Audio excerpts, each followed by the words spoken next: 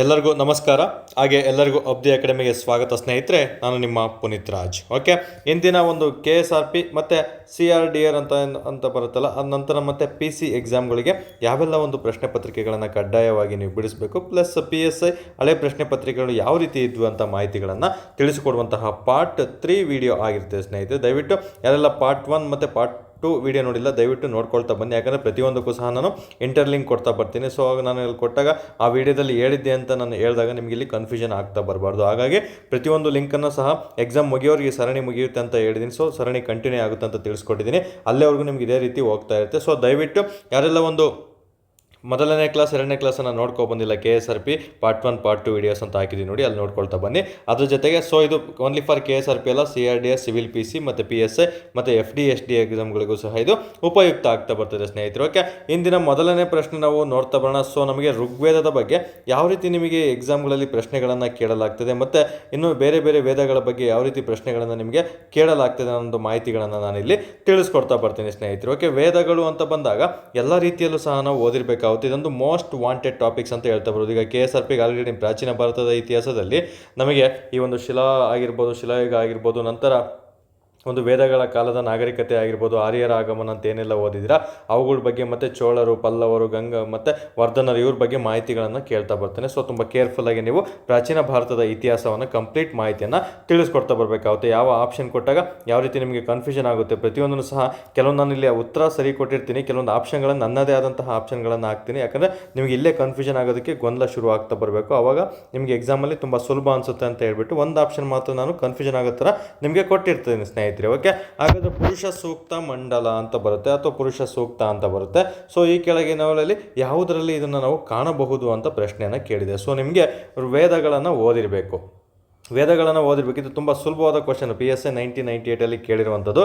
But ಇದ್ರ ಮೇಲೆ next ಬೇರೆ ಬೇರೆ ರೀತಿಯಲ್ಲೂ ಸಹ ಪ್ರಶ್ನೆಗಳನ್ನು ಕೇಳ್ತಾ ಬರ್ತಾರೆ. ಅದು ಯಾವ ರೀತಿ ಕೇಳ್ತಾರೆ ಅಂತ ತಿಳಿಸ್ಕೊಡ್ತಾ ಬರ್ತೀನಿ. ವಿತ್ ಮ್ಯಾಪ್ ವರ್ಕ್ ಮೂಲಕ ನಾನು ನಿಮಗೆ ತಿಳಿಸ್ಕೊಡ್ತಾ ಬರ್ತೀನಿ ಸ್ನೇಹಿತರೆ.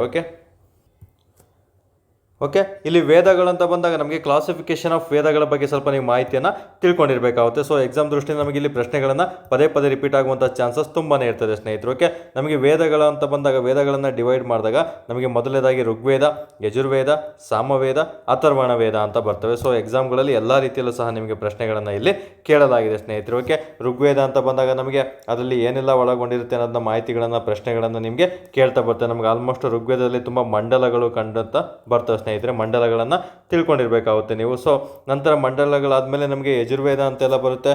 ಸೊ ಯಜುರ್ವೇದ ಅಂತ ಬಂದಾಗ ನಮಗೆ ಇಲ್ಲಿ ಕೃಷ್ಣ ಮತ್ತು ಶುಕ್ಲ ಯಜುರ್ವೇದ ಅಂತ ಡಿವೈಡ್ ಮಾಡ್ತಾ ಬಂದಿರ್ತಾರೆ ನೋಡಿ. ಡಿವೈಡ್ ಮಾಡಿದಲ್ಲ ಈ ರೀತಿ ಡಿವೈಡ್ ಆಗ್ತಾ ಬಂದಿರ್ತಾರೆ. ಮತ್ತು ನಮಗೆ ಆತ್ರೇಯಗಳು ಅಂತ ಬರ್ತವೆ. ಓಕೆ, ಐತ್ರೇಯ ಅಂತ ಬರ್ತವೆ. ಯಾಕಂದರೆ ಇಲ್ಲಿ ನಮಗೆ ಎಕ್ಸಾಮ್ ದೃಷ್ಟಿಯಿಂದ ಕೇಳೋದೇನು, ಅದರಲ್ಲಿ ಬರುವಂತಹ ಉಪವೇದಗಳನ್ನು ಸಹ ಎಕ್ಸಾಮ್ಗಳಲ್ಲಿ ಪ್ರಶ್ನೆಗಳನ್ನು ಕೇಳ್ತಾ ಬರ್ತಾನೆ. ಇನ್ನು ಸಾಮವೇದದಲ್ಲಿ ಕೇಶ ಮತ್ತು ಚಾಂಡೋಗ್ಯ ಅಂತ ಬರುತ್ತೆ. ಇದು ಕಂಪ್ಲೀಟ್ ಒಂದು ಸಂಗೀತಕ್ಕೆ ಸಂಬಂಧಪಟ್ಟಂತಹ ಒಂದು ವೇದ ಆಗಿರ್ತದೆ ಸ್ನೇಹಿತರೆ. ಸಾಮವೇದ ಅನ್ನೋದು ಏನು ಒಂದು ಸಂಗೀತಕ್ಕೆ ಸಂಬಂಧಪಟ್ಟಂತಹ ಒಂದು ವೇದ ಆಗಿರುತ್ತೆ. ಸದ್ಯಕ್ಕೆ ಇಷ್ಟು ತಿಳ್ಕೊತಾ ಇರಿ.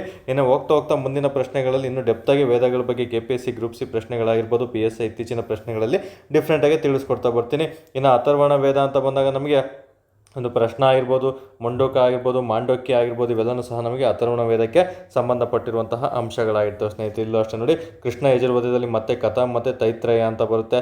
ಶುಕ್ಲ ಯಜುರ್ವೇದದಲ್ಲಿ ಈಶಾ ಮತ್ತು ಬೃಹನ್ನದಾರ್ಯಕ ಅಂತ ಎಲ್ಲ ಬರ್ತವೆ. ಇವೆಲ್ಲನೂ ಸಹ ಎಕ್ಸಾಮಲ್ಲಿ ಪ್ರಶ್ನೆಗಳು ಕೇಳಿದಾಗ ನೆಕ್ಸ್ಟ್ ಲೆವೆಲ್ ಪ್ರಶ್ನೆಗಳು ಇವೆಲ್ಲ ಆಗಿರ್ತವೆ ಸ್ನೇಹಿತರೆ. ತುಂಬ ಕೇರ್ಫುಲ್ಲಾಗಿ ನೀವು ಓದ್ಕೊಂಡಿರಬೇಕಾಗುತ್ತೆ. ಓಕೆ, ಋಗ್ವೇದ, ಯಜುರ್ವೇದ, ಸಾಮವೇದ, ಅಥರ್ವಣ ಅಂತ ಇದೆ. ಸೊ ಎಲ್ಲ ಎಕ್ಸಾಮ್ಗಳಲ್ಲೂ ಒಂದೊಂದು ವೇದದ ಬಗ್ಗೆ ಡಿಫ್ರೆಂಟ್ ಪ್ರಶ್ನೆಯನ್ನು ಕೇಳ್ತಾ ಬಂದಿದ್ದಾನೆ. ಇವತ್ತಿನ ಪ್ರಶ್ನೆ ನಮಗೆ ಆಲ್ಮೋಸ್ಟ್ ಋಗ್ವೇದದ ಮೇಲೆ ಬೇಸ್ ಆಗಿರೋದ್ರಿಂದ ಸ್ವಲ್ಪ ಋಗ್ವೇದದ ಬಗ್ಗೆ ಸ್ವಲ್ಪ ಡೆಪ್ತಾಗಿ ಹೋಗ್ತಾ ಬರೋಣ ನೋಡಿ. ಈ ರೀತಿ ನಿಮ್ಗೆ ವೇದವನ್ನು ಸ್ಟ್ರಕ್ಚರನ್ನು ಹಾಕೊಂಡ್ಬಿಟ್ರೆ ನಿಮಗೆ ಎಕ್ಸಾಮಲ್ಲಿ ಕನ್ಫ್ಯೂಷನ್ ಆಗಲ್ಲ. ಫಸ್ಟ್ ವೇದ ಹಾಕೊಳ್ಳಿ, ಅದರಲ್ಲಿ ಏನು ಮಂಡಲಕ್ಕೆ ಸಂಬಂಧಪಟ್ಟಿದ್ದು ಮತ್ತು ಅದರಲ್ಲಿ ಬರುವಂತಹ ಉಪವೇದಗಳು ಯಾವುದು ಅನ್ನೋದನ್ನ ನೀವು ಈ ರೀತಿ ಒಂದು ಡಯಾಗ್ರಾಮ್ ಹಾಕೊಂಡಿದ್ದಲ್ಲಿ ಎಕ್ಸಾಮಲ್ಲಿ ನಿಮಗೆ ಆ ಇಮೇಜ್ ನೆನಪು ಬಂತಂದರೆ ಯಾವುದೇ ಥರ ಪ್ರಶ್ನೆ ಕೇಳಿದ್ರು ಸಹ ಕನ್ಫ್ಯೂಷನ್ ಆಗೋದಿಲ್ಲ ಸ್ನೇಹಿತರೆ. ಓಕೆ, ನಿಮಗೆ ಹಾಗಾದರೆ ವೇದಗಳು ಅಂತ ಬಂದಾಗ ಅದರಲ್ಲಿ ಋಗ್ವೇದ ಅಂತ ಬಂದಾಗ ಏನೆಲ್ಲ ಮಾಹಿತಿಗಳನ್ನು ನಾವು ಓದಿರಬೇಕು ಅಂತ ನಮಗೆ ತಿಳಿಸ್ಕೊಡ್ತಾ ಬರ್ತೀವಿ. ಇದರಲ್ಲೂ ಅಷ್ಟೇ ನಮಗೆ ಒಂದು ಶ್ರುತಿ ಅಂತ ಡಿವೈಡ್ ಮಾಡ್ತಾ ಬರ್ತಾರೆ, ಮತ್ತು ಇನ್ನೊಂದು ಸ್ಮೃತಿ ಅಂತ ಡಿವೈಡ್ ಮಾಡ್ತಾ ಬರ್ತಾರೆ. ಇವೆಲ್ಲ ಸಹ ನೆಕ್ಸ್ಟ್ ಲೆವೆಲ್ ಪ್ರಶ್ನೆಗಳು. ಓಕೆ, ಶ್ರುತಿ ಸ್ಮೃತಿ ಬಗ್ಗೆ ನಾನು ಮಾಹಿತಿಗಳನ್ನು ನಿಮಗೆ ಮುಂದಿನ ವೀಡಿಯೋಸ್ಗಳಲ್ಲಿ ತಿಳಿಸ್ಕೊಡ್ತಾ ಬರ್ತೀನಿ. ಇವೆಲ್ಲ ಯಾರು ತಿಳ್ಕೊಂಡಿರ್ತಾರೆ ಅವರಷ್ಟೇ ಸಬ್ಜೆಕ್ಟ್ ಪರ್ಫೆಕ್ಟ್ ಆಗಿದ್ದೀರ ಅಂತ ಅರ್ಥ ಸ್ನೇಹಿತರೆ. ಓಕೆ, ಇವುಗಳ ಬಗ್ಗೆ ಮಾಹಿತಿನ ತಿಳಿಸ್ಕೊಡ್ತಾ ಬರ್ತೀನಿ. ಸದ್ಯಕ್ಕೆ ಈಗ ಪ್ರಶ್ನೆ ನೋಡ್ತಾ ಬರೋಣ. ಓಕೆ, ವೇದಗಳೇ ನೋಡಿ ಪುರುಷ ಸೂಕ್ತ ಈ ಕೆಳಕಂಡ ಯಾವುದರಲ್ಲಿ ಕಂಡು ಬರುತ್ತೆ ಅಂತ ಪ್ರಶ್ನೆಯನ್ನು ಕೇಳಿದರೆ, ಸೊ ನಾವು ವೇದ ಅಂತ ಬಂದಾಗ ಸ್ವಲ್ಪ ಡಿಫ್ರೆಂಟಾಗಿ ಸ್ವಲ್ಪ ಮಾಹಿತಿಗಳನ್ನು ನೋಡ್ತಾ ಬರಬೇಕು. ನಮಗೆ ವೇದಗಳ ಸಂಹಿತೆ ಅಂತ ಕರೀತಾರೆ. ಸಂಹಿತೆ ಅಂದರೆ ಏನು ಅಂತ ಪ್ರಶ್ನೆ ಕೇಳ್ತಾನೆ. ಸಿಂಪಲ್ ಕೆಲವೊಮ್ಮೆ ಪ್ರಶ್ನೆಗಳನ್ನು ಕೇಳ್ತಾ ಬರ್ತಾನೆ. ನಮಗೆ ಸಂಹಿತೆ ಅಂತ ಬಂದಾಗ ಒಂದು ಮಂತ್ರಗಳ ಸಂಕಲನ ಅನ್ನೋ ಒಂದು ಟಾಪಿಕನ್ನು ನೀವು ಓದ್ಕೊಂಡಿರಬೇಕು. ಮಂತ್ರಗಳ ಸಂಕಲನಕ್ಕೆ ನಾವು ವೇದ ಅಂತ ಕರಿತಾ ಬರ್ತೀವಿ ಸ್ನೇಹಿತರೆ. ಇನ್ನು ನಮಗೆ ವೇದಗಳಲ್ಲಿ 4 ವಿಧ ಅಂತ ಪ್ರಶ್ನೆ ಕೇಳ್ತಾನೆ. ನಮಗೆ ಈ ಪ್ರಪಂಚದಲ್ಲೇ ಅತ್ಯಂತ ಹಳೆಯ ವೇದ ಯಾವುದು ಅಂತ ಪ್ರಶ್ನೆ ಕೇಳ್ತಾನೆ. ಅದು ಋಗ್ವೇದ ಆಗಿರುತ್ತೆ. ಸೊ ಋಗ್ವೇದದಲ್ಲಿ ನಮಗೆ ಆಲ್ಮೋಸ್ಟ್ ಏನು ಕಂಡು ಬರ್ತವೆ ಅಂತ ಪ್ರಶ್ನೆ ಕೇಳ್ತಾನೆ. ಮಂಡಲಗಳು ಎಲ್ಲಿ ಕಂಡು ಬರ್ತವೆ ಅಂತ ಪ್ರಶ್ನೆ ಕೇಳ್ತಾನೆ. ಸೊ ನಮಗೆ ಈ ಮಂಡಲಗಳಲ್ಲಿ ಕಂಡು ಬರೋದು ಋಗ್ವೇದದಲ್ಲಾಗಿರುತ್ತೆ. ಅದರಲ್ಲಿ 10 ಮಂಡಲಗಳು ಕಂಡು ಬರ್ತವೆ. ಎಷ್ಟು ಮಂಡಲಗಳು ಕಂಡು ಬರ್ತವೆ ಅಂತ ಪ್ರಶ್ನೆ ಕೇಳ್ತಾನೆ. 10 ಮಂಡಲಗಳು ಕಂಡು ಬರ್ತವೆ ಸ್ನೇಹಿತರೆ. ಅತ್ಯಂತ ಪ್ರಾಚೀನ ಒಂದು ಧಾರ್ಮಿಕ ಕೃತಿ ಯಾವುದು ಅಂತ ಪ್ರಶ್ನೆ ಕೇಳ್ತಾನೆ. ಅತ್ಯಂತ ಪ್ರಾಚೀನ ಮತ್ತು ಧಾರ್ಮಿಕ ಕೃತಿ ಯಾವುದು ಅಂತ ಪ್ರಶ್ನೆ ಕೇಳಿದರೆ ಅದನ್ನು ಸಹ ಋಗ್ವೇದನೇ ಆಗಿರುತ್ತೆ. ನೆನಪಲ್ಲಿರಬೇಕಾಗುತ್ತೆ. ಮಂಡಲಗಳೆಲ್ಲ ಇಲ್ಲೇ ಕಂಡು ಬರ್ತವೆ ಸ್ನೇಹಿತರೆ. ಅದರಲ್ಲಿ ಮಂಡಲಗಳಲ್ಲಿ ನಮಗೆ ಮುಖ್ಯವಾಗಿರುವಂತಹ ಮಂಡಲಗಳ ಬಗ್ಗೆ ನೀವು ಪ್ರಶ್ನೆಗಳನ್ನು ಕೇಳ್ತಾ ಬರ್ತಾನೆ. ಇಲ್ಲಿ ಶ್ಲೋಕಗಳ ಮೇಲೆ ಪ್ರಶ್ನೆಗಳನ್ನು ಕೇಳಲಾಗ್ತದೆ. ವೇದ ಅಂತ ಬಂದಾಗ ವೇದ ಒಟ್ಟು ಎಷ್ಟು ಶ್ಲೋಕಗಳನ್ನು ಒಳಗೊಂಡಿದೆ ಅಂತ ಪ್ರಶ್ನೆ ಕೇಳ್ತೇನೆ. 1028 ಶ್ಲೋಕಗಳನ್ನು ಇದು ಒಳಗೊಂಡಿರ್ತದೆ ಸ್ನೇಹಿತರೆ. ಇದು ತುಂಬಾ ಇಂಪಾರ್ಟೆಂಟ್ ಆಗಿರುವಂತಹ ಅಂಶ ಆಗಿರುತ್ತೆ. ಓಕೆ, ನಮಗೆ ಈ ಒಂದು ಶ್ಲೋಕಗಳಂತ ಬಂದಾಗ 10 ಮಂಡಲಗಳು ಒಳಗೊಂಡಿದೆ ಋಗ್ವೇದ. ಓಕೆ, ಇನ್ನು 1028 ಶ್ಲೋಕಗಳನ್ನು ಇದು ಒಳಗೊಂಡಿದೆ ಸ್ನೇಹಿತರೆ. ಈ ಶ್ಲೋಕಗಳನ್ನು ಪಠಿಸುವಂತಹ ಅವರಿಗೆ ಏನಂತ ಋಗ್ವೇದದಲ್ಲಿ ಕರಿತಾ ಇದ್ರು ಅಂತ ಪ್ರಶ್ನೆ ಕೇಳ್ತಾನೆ. ಓತ್ರಿಗಳು ಶ್ಲೋಕಗಳನ್ನು ಪಠಿಸುವಂತಹ ಪುರೋಹಿತರಿಗೆ ನಾವು ಋಗ್ವೇದದಲ್ಲಿ ಏನೆಂದು ಕರಿತಿದ್ವಿ ಅಂತ ಪ್ರಶ್ನೆ ಕೇಳ್ತಾನೆ. ಓತ್ರಿ ಅಂತ ಕರಿತಾ ಬರ್ತಿದ್ರು ಸ್ನೇಹಿತರೆ. ತುಂಬಾ ಇಂಪಾರ್ಟೆಂಟ್ ಆಗಿರುವಂತಹ ಅಂಶ ಆಗಿರುತ್ತೆ. ಓಕೆ, ನಂತರ ನಮಗೆ ಈ ಒಂದು ಋಗ್ವೇದ ಅಂತ ಬಂದಾಗ ನಮಗೆ ಎಕ್ಸಾಮ್ ದೃಷ್ಟಿಯಿಂದ ಯಾವೆಲ್ಲ ಮಾಹಿತಿಗಳನ್ನು ಕೇಳ್ತಾನೆ. ಈಗ ಮಂಡಲಗಳಂತ ಹೇಳಿದೆ. ಈ ಮಂಡಲಗಳಲ್ಲಿ ತುಂಬಾ ಇಂಪಾರ್ಟೆಂಟ್ ಆಗಿರುವಂತಹ ಮಂಡಲಗಳ ಮೇಲೆ ನಿಮಗೆ ಪ್ರಶ್ನೆಗಳನ್ನು ಕೇಳಲಾಗ್ತದೆ ಸ್ನೇಹಿತರೆ. ಅದರಲ್ಲಿ ನಮಗೆ ಮೊದಲನೇದು ತುಂಬಾ ಇಂಪಾರ್ಟೆಂಟ್ ಆಗಿರೋದು 3ನೇ ಮಂಡಲ ಆಗಿರುತ್ತೆ. 3ನೇ ಮಂಡಲ ತುಂಬಾ ಇಂಪಾರ್ಟೆಂಟ್. ಯಾಕಂದರೆ ಇದು ಸೂರ್ಯನ ತಾಯಿಯಾದ ಸಾವಿತ್ರಿ ದೇವಿ ಬಗ್ಗೆ ತಿಳಿಸ್ಕೊಡುತ್ತೆ. ಸೂರ್ಯನ ತಾಯಿಯಾದ ಸಾವಿತ್ರಿ ದೇವಿಯನ್ನು ಕುರಿತು ಆರಾಧಿಸುವಂತಹ ಮಂತ್ರ ಯಾವುದು ಅಥವಾ ಯಾವುದು ಅಂತ ಪ್ರಶ್ನೆ ಕೇಳ್ತಾನೆ. ಅದು ಸಾವಿತ್ರಿ ಆಗಿರುತ್ತೆ. ಇದರಲ್ಲಿ ನಮಗೆ ಗಾಯತ್ರಿ ಮಂತ್ರ ಕಂಡು ಬರೋದು. ಓಕೆ, ಗಾಯತ್ರಿ ಮಂತ್ರ ಯಾವ ವೇದದಲ್ಲಿ ಕಂಡು ಬರುತ್ತೆ ಅಂತ ಪ್ರಶ್ನೆ ಕೇಳ್ತಾನೆ ಸ್ನೇಹಿತರೆ. ಅದು ಕಂಡು ಬರೋದು ನಮ್ಮ ಋಗ್ವೇದದಲ್ಲಿ. ನೆನ್ಪಿಟ್ಕೋಬೇಕು. ಇದನ್ನು ಸಹ ಎಕ್ಸಾಮ್ ದೃಷ್ಟಿಯಿಂದ ತುಂಬಾ ಇಂಪಾರ್ಟೆಂಟ್ ಆಗಿರುವಂಥದ್ದಾಗಿರ್ತದೆ. ಓಕೆ, ಇಲ್ಲಿ ನಮಗೆ ಈ ಸಾವಿತ್ರಿ ದೇವಿಯನ್ನು ಕುರಿತು ಆರಾಧಿಸುವಂತಹ ಗಾಯತ್ರಿ ಮಂತ್ರ ಯಾವುದರಲ್ಲಿದೆ ಅಂತ ಪ್ರಶ್ನೆ ಕೇಳ್ತಾನೆ. ಅದು ಋಗ್ವೇದದಲ್ಲಿದೆ. ನೆನ್ಪಿಟ್ಕೋಬೇಕು. ಎಕ್ಸಾಮ್ ದೃಷ್ಟಿಯಿಂದ ತುಂಬ ಬಾರಿ ಪ್ರಶ್ನೆ ಆಗಿದ್ರು. ಓಕೆ, ಸಾವಿತ್ರಿ ದೇವಿ ಯಾರ ತಾಯಿ ಅಂತ ಕೇಳ್ತಾನೆ. ಸೂರ್ಯನ ತಾಯಿ ಸಾವಿತ್ರಿ ದೇವಿ ಆಗಿರ್ತಾರೆ. ನೆನಪಿರಬೇಕು. ತುಂಬಾ ಇಂಪಾರ್ಟೆಂಟು. ಇನ್ನು ಈ ಗಾಯತ್ರಿ ಮಂತ್ರವನ್ನು ರಚನೆ ಮಾಡಿದವರು ಯಾರು ಅಂತ ಪ್ರಶ್ನೆ ಕೇಳ್ತಾನೆ. ವಿಶ್ವಾಮಿತ್ರ ಈ ಗಾಯತ್ರಿ ಮಂತ್ರವನ್ನು ರಚನೆ ಮಾಡಿರ್ತಾನೆ. ಇದನ್ನು ಸಹ ಪ್ರಶ್ನೆಯನ್ನು ನಿಮಗೆ ಕೇಳಲಾಗಿದೆ ಸ್ನೇಹಿತರೆ. ಓಕೆ, ನಂತರ ಬರೋದು ನಮಗೆ ತುಂಬಾ ಇಂಪಾರ್ಟೆಂಟ್ ಆಗಿರುವಂತಹ ಮಂಡಲ ಬಂದು 7ನೇ ಮಂಡಲ. ತುಂಬಾ ಇಂಪಾರ್ಟೆಂಟು. ಈ 7ನೇ ಮಂಡಲ ಏನು ತಿಳಿಸ್ತದೆ ಅಂದರೆ ನಮಗೆ ದಶರಾಜರ ಯುದ್ಧದ ಬಗ್ಗೆ ತಿಳಿಸ್ಕೊಡುತ್ತೆ. ಓಕೆ, ದಶರಾಜರ ಯುದ್ಧದ ಬಗ್ಗೆ ತಿಳಿಸಿಕೊಡುವಂತಹ ಮಂಡಲ ಯಾವುದು ಅಂತ ಪ್ರಶ್ನೆ ಕೇಳ್ತಾನೆ. ಸೊ ಅದು ನಮಗೆ ಈ ಒಂದು ಋಗ್ವೇದದಲ್ಲಿ ತಿಳಿಸ್ಕೊಡ್ತಾ ಬರುತ್ತೆ. ಅದರಲ್ಲಿ 7ನೇ ಮಂಡಲದಲ್ಲಿ ತಿಳಿಸ್ಕೊಡ್ತಾ ಬರುತ್ತೆ. ಸೊ ದಶರಾಜರ ಯುದ್ಧ ಒಂದು ರಾವಿ ನದಿಯ ದಡದ ಮೇಲೆ ಒಂದು ಯುದ್ಧನ ನಡೀತಾ ಬರ್ತದೆ ಸ್ನೇಹಿತರೆ. ಇದ್ರ ಬಗ್ಗೆ ತುಂಬ ಮಾಹಿತಿಗಳನ್ನು ನಿಮಗೆ ತಿಳಿಸ್ಕೊಡ್ತಾ ಬರ್ತೀನಿ ಮುಂದಿನ ಕ್ಲಾಸ್ಗಳಲ್ಲಿ. ಸದ್ಯಕ್ಕೆ ಇಷ್ಟು ಓದ್ಕೊಂಡಿದ್ರೆ ಸಾಕಾಗಿರುತ್ತೆ. ಇನ್ನು 8ನೇ ಮಂಡಲ ತುಂಬಾ ಇಂಪಾರ್ಟೆಂಟು. 8ನೇ ಮಂಡಲ ಏನು ಅಂದರೆ ನಿಮ್ಗೆ ಆಲ್ರೆಡಿ ಜಂಡ ಅವ್ಯಸ್ತದ ಬಗ್ಗೆ ಹೇಳಿದ್ದೀನಿ. ನೆನಪಿಟ್ಕೋಬೇಕು. ಓಕೆ, ಈಗ ಆಲ್ರೆಡಿ ಮೊದಲನೇ ಕ್ಲಾಸಲ್ಲಿ ಜಂಡ ಅವ್ಯಸ್ತ ಬಗ್ಗೆ ಹೇಳಿದೆ. ಸೊ ಮತ್ತೆ ನಾನು ರಿಪೀಟ್ ಮಾಡೋಕ್ಕಾಗಲ್ಲ. ಅದಕ್ಕೆ ಹೇಳಿದ್ನು ಹಳೆ ವಿಡಿಯೋಗಳನ್ನು ನೋಡಿಕೊಂಡೆ ನೀವು ಇಲ್ಲಿ ಮುಂದುವರಿತಾ ಬರಬೇಕು. ಓಕೆ, ಜಂಡ ಅವ್ಯಸ್ತ. ಓಕೆ, 8ನೇ ಮಂಡಲವು ಇರಾನಿನ ಪ್ರಾಚೀನ ಕೃತಿ ಆಗಿರುವಂತಹ, ಇದು ಯಾವುದು ಕೃತಿ? ಇರಾನಿನ ಪ್ರಾಚೀನ ಕೃತಿ ಆಗಿರುವಂತಹ ಜಂಡ ಅವ್ಯಸ್ತವನ್ನು ಹೋಲುವಂತಹ ಮಂಡಲ ಯಾವುದು ಅಂತ ಪ್ರಶ್ನೆ ಕೇಳಿದರೆ 8 ನೋಡಿ. ಜಂಡ 8 ಅಂತ ನೆನ್ಪಿಟ್ಕೋಬೇಕಾಗುತ್ತೆ. ನೆನಪಲ್ಲಿರಬೇಕು. ತುಂಬಾ ಇಂಪಾರ್ಟೆಂಟ್ ಆಗಿರುವಂತಹ ಅಂಶ ಆಗಿರ್ತದೆ ಸ್ನೇಹಿತರೆ. 9ನೇ ಮಂಡಲದ ಬಗ್ಗೆ ಮಾಹಿತಿಯನ್ನು ಕಂಪಲ್ಸರಿ ನೀವು ಓದಿರಲೇಬೇಕಾಗುತ್ತೆ. 9ನೇ ಮಂಡಲ ಅಂತ ಬಂದಾಗ ವೈದಿಕ ದೇವತೆ ಆದಂತಹ ಸೋಮನಿಗೆ ಅರ್ಪಿಸುತ್ತದೆ. ಸೋಮದೇವನಿಗೆ ಅಂತ ನೆನ್ಪಿಟ್ಕೋಬೇಕು. ಸೋಮದೇವನಿಗೆ ಅರ್ಪಿಸುವಂತಹ ಮಂಡಲ ಯಾವುದು ಅಂತ ಕೇಳ್ತಾನೆ. 9ನೇ ಮಂಡಲ ಆಗಿರ್ತದೆ ಸ್ನೇಹಿತರೆ. ಇನ್ನು 10ನೇ ಮಂಡಲ ಯಾವುದು ಅಂತ ಪ್ರಶ್ನೆ ಕೇಳ್ತಾನೆ. ತುಂಬ ಬಾರಿ ರಿಪೀಟ್ ಆಗಿರೋದೇ ಇದು. 10ನೇ ಮಂಡಲ ಇದೊಂದು ಪುರುಷ ಸೂಕ್ತ ಮಂಡಲಕ್ಕೆ ಉದಾಹರಣೆ ಆಗಿರ್ತದೆ. ಪುರುಷ ಸೂಕ್ತ ಭಾಗ ಅಂತ ಬರುತ್ತೆ. ಈ ಭಾಗದಲ್ಲಿ ನಮಗೆ ವರ್ಣ ವ್ಯವಸ್ಥೆಯ ಬಗ್ಗೆ ಉಲ್ಲೇಖವಿದೆ. ವರ್ಣ ವ್ಯವಸ್ಥೆ ಕಲರ್ ಆಗಿರ್ತಲ್ಲ, ವರ್ಣ ವ್ಯವಸ್ಥೆ ಬಗ್ಗೆ ಉಲ್ಲೇಖ ಇರುವಂತಹ ಮಂಡಲ ಯಾವುದು ಅಂತ ಕೇಳ್ತಾನೆ. ಪುರುಷ ಸೂಕ್ತ ಮಂಡಲ. ಎಷ್ಟನೇ ಮಂಡಲ ಅಂತ ಕೇಳಿದರೆ 10ನೇ ಮಂಡಲ. ಯಾವುದ್ರಲ್ಲಿ ಬರುತ್ತೆ ಅಂತ ಪ್ರಶ್ನೆ ಕೇಳಿದರೆ ನಿಮಗೆ ಇಷ್ಟು ಡಿಸ್ಕಸ್ ಮಾಡಿದ್ದು ಯಾವುದು? ಋಗ್ವೇದದ ಬಗ್ಗೆ ನೆನ್ಪಿಟ್ಕೋಬೇಕಾಗುತ್ತೆ ಸ್ನೇಹಿತರೆ. ಇಷ್ಟು ಬೇಸಿಕ್ಕಾಗಿ ಋಗ್ವೇದ ಅಂತ ಬಂದಾಗ ಕಂಪಲ್ಸರಿ ಮಾಹಿತಿಯನ್ನು ನೀವು ತಿಳ್ಕೊಂಡಿರಲೇಬೇಕಾಗುತ್ತೆ. ಇನ್ನು ಋಗ್ವೇದ ಅಂತ ಬಂದಾಗ ತುಂಬ ಮಂಡಲಗಳು ಇದ್ದಾವೆ. ಇದರಲ್ಲಿ ನಮಗೆ ತುಂಬಾ ಪ್ರಾಚೀನವಾದಂತಹ ಮಂಡಲಗಳು ಅಂತ ಪ್ರಶ್ನೆ ಏನಾದರೂ ಕೇಳಿದರೆ 2, 3, 4, 5, 6, 7 ಒಂದು ಬಿಟ್ಟು 1 ಮತ್ತು 8 9, 10 ಬಿಟ್ಟು ಇನ್ನು ಮಿಕ್ಕಿದ್ದೆಲ್ಲ ಪ್ರಾಚೀನ ವೇದಗಳಾಗಿರ್ತವೆ. ತದನಂತರ ಸಿಕ್ಕಿರೋದು ಇತ್ತೀಚೆಗೆ ಒಂದು ಋಗ್ವೇದದಲ್ಲಿ 2 ಮತ್ತು 7ನೇ ಮಂಡಲಗಳನ್ನು ನಮಗೆ ಕಿಲ್ಯ ಅಂತಲೂ ಸಹ ಕರೀತಾರೆ. ಅದೇನು ನಮಗೆ ಇಂಪಾರ್ಟೆಂಟ್ ಆಗಿರೋದಿಲ್ಲ, ಜಸ್ಟ್ ಮಂಡಲಗಳನ್ನು ಇಷ್ಟು ಓದ್ಕೊಂಡಿದ್ರೆ ಸಾಕಾಗಿರ್ತೀರಿ ಸ್ನೇಹಿತರೆ. ಅತ್ಯಂತ ಪ್ರಾಚೀನ ಮಂಡಲಗಳಂದರೆ ಇವನ್ನ ನೆನ್ಪಿಟ್ಕೊಳ್ಳಿ ಸಾಕು, ಇನ್ನು ಮಿಕ್ಕಿದ್ದೆಲ್ಲ ಪ್ರಾಚೀನ ಅಂತ ನಿಮಗೆ ಈಸಿಯಾಗಿ ನೆನಪು ಬರ್ತದೆ ಸ್ನೇಹಿತರೆ. ಓಕೆ, ಅತ್ಯಂತ ಪ್ರಾಚೀನ ಯಾವುದು ಅಂತ ಕೇಳ್ತಾನೆ ಅಷ್ಟೇ, ಅದೇನು ಕೇಳೋದಿಲ್ಲ ಈ ರೀತಿ ಅಲ್ಲ, ಜಸ್ಟ್ ಕೇಳಿದರೆ ಆ ರೀತಿ ಓದ್ಕೊಳಕ್ಕೆ ನೀವು ರೆಡಿ ಆಗಿರಬೇಕು. ಓಕೆ, ಇನ್ನು ಋಗ್ವೇದ ಅಂತ ಬಂದಾಗ ಇದಕ್ಕೆ ನಮಗೆ ಸರಿ ಉತ್ತರ ಯಾವುದಾಗಿರುತ್ತೆ? ಪುರುಷ ಸೂಕ್ತವನ್ನು ಈ ಕೆಳಕಂಡ ಯಾವುದರಲ್ಲಿ ಕಾಣಬಹುದು ಅಂತ ಪ್ರಶ್ನೆ ಕೇಳಿದ್ದಾನೆ. ಸೊ ಋಗ್ವೇದದಲ್ಲಿ ನಾವು ನೋಡ್ತಾ ಬರ್ಬೋದು. ತುಂಬ ಸಿಂಪಲ್ ಆಗಿರುವಂತಹ ಪ್ರಶ್ನೆ, ಎಲ್ರಿಗೂ ಉತ್ತರ ಗೊತ್ತಿರುತ್ತೆ, ಸ್ವಲ್ಪ ಎಕ್ಸ್ಪ್ಲನೇಷನ್ ಸಹ ಆಲ್ಮೋಸ್ಟ್ ಗೊತ್ತಿರುತ್ತೆ. ಇಷ್ಟೇ ಓದ್ಕೊಳ್ಳಿ. ಋಗ್ವೇದ ಅಂತ ಬಂದಾಗ ನಾವು ಡೆಪ್ತಾಗಿ ಓದಬೇಕಂದ್ರೆ ಏನೇನೋ ಓದೋದಲ್ಲ, ಇಷ್ಟು ಓದ್ಕೊಂಡಿದ್ರೆ ಸಾಕಾಗಿತ್ತು. ಓಕೆ, ಇನ್ನು ಋಗ್ವೇದದಲ್ಲಿ ನಮಗೆ ಆಡುತ್ತಿದ್ದಂತಹ ಋಷಿಗಳಿಗೆ ಏನಂತ ಕರಿತಿದ್ರು ಅಂತ ಪ್ರಶ್ನೆ ಕೇಳ್ತಾನೆ. ಋಗ್ವೇದದಲ್ಲಿ ಆಡುತ್ತಿದ್ದಂತಹ ಋಷಿಗಳಿಗೆ ಓತ್ರಿ ಅಂತ ಕರೀತಾರೆ. ಇನ್ನು ಋಗ್ವೇದದಲ್ಲಿ ಯಾವ ಸಂಹಿತೆ ಕಂಡುಬರುತ್ತೆ ಅಂತ ಪ್ರಶ್ನೆ ಕೇಳ್ತಾನೆ. ಶಕಲ ಸಂಹಿತೆ ಕಂಡುಬರ್ತಿದೆ. ಯಾವತ್ತು ಪ್ರಶ್ನೆ ಆಗಿಲ್ಲ, ಮುಂದೆ ಕೇಳುವಂಥ ಚಾನ್ಸಸ್ ಇರುತ್ತೆ, ಇದನ್ನು ಓದ್ಕೊಂಡಿರಿ ಸ್ನೇಹಿತರೆ. ಇನ್ನು ಋಗ್ವೇದದಲ್ಲಿ ನಮಗೆ ಬ್ರಾಹ್ಮಣಕಗಳು ಯಾವೆಲ್ಲ ಕಂಡುಬರ್ತವೆ, ಋಗ್ವೇದದಲ್ಲಿ ಯಾವ ಬ್ರಾಹ್ಮಣಕಗಳು ಕಂಡುಬರ್ತವೆ ಅಂತ ಪ್ರಶ್ನೆ ಕೇಳ್ತಾನೆ. ಐತ್ತೆರೆಯ, ಆಗಲೇ ಹೇಳಿದ್ನಲ್ಲ. ಓಕೆ, ಐತ್ತೆರೆಯ ಮತ್ತು ಕೌಶಿತಕ, ಐತರೆಯ ಮತ್ತು ಕೌಶಿತಕ ಎಂಬ ಬ್ರಾಹ್ಮಣಕಗಳು ನಮಗೆ ಋಗ್ವೇದದಲ್ಲಿ ಕಂಡುಬರುತ್ತೆ. ಇದು ಕೇಳ್ತಾನೆ. ಐತರೆಯ ಮತ್ತು ಕೌಶಿತಕ ಬ್ರಾಹ್ಮಣಕಗಳು ಈ ಕೆಳಗಿನ ಯಾವ ವೇದಕ್ಕೆ ಸಂಬಂಧಪಟ್ಟಿದೆ ಅಂತ ಪ್ರಶ್ನೆ ಕೇಳ್ತಾನೆ.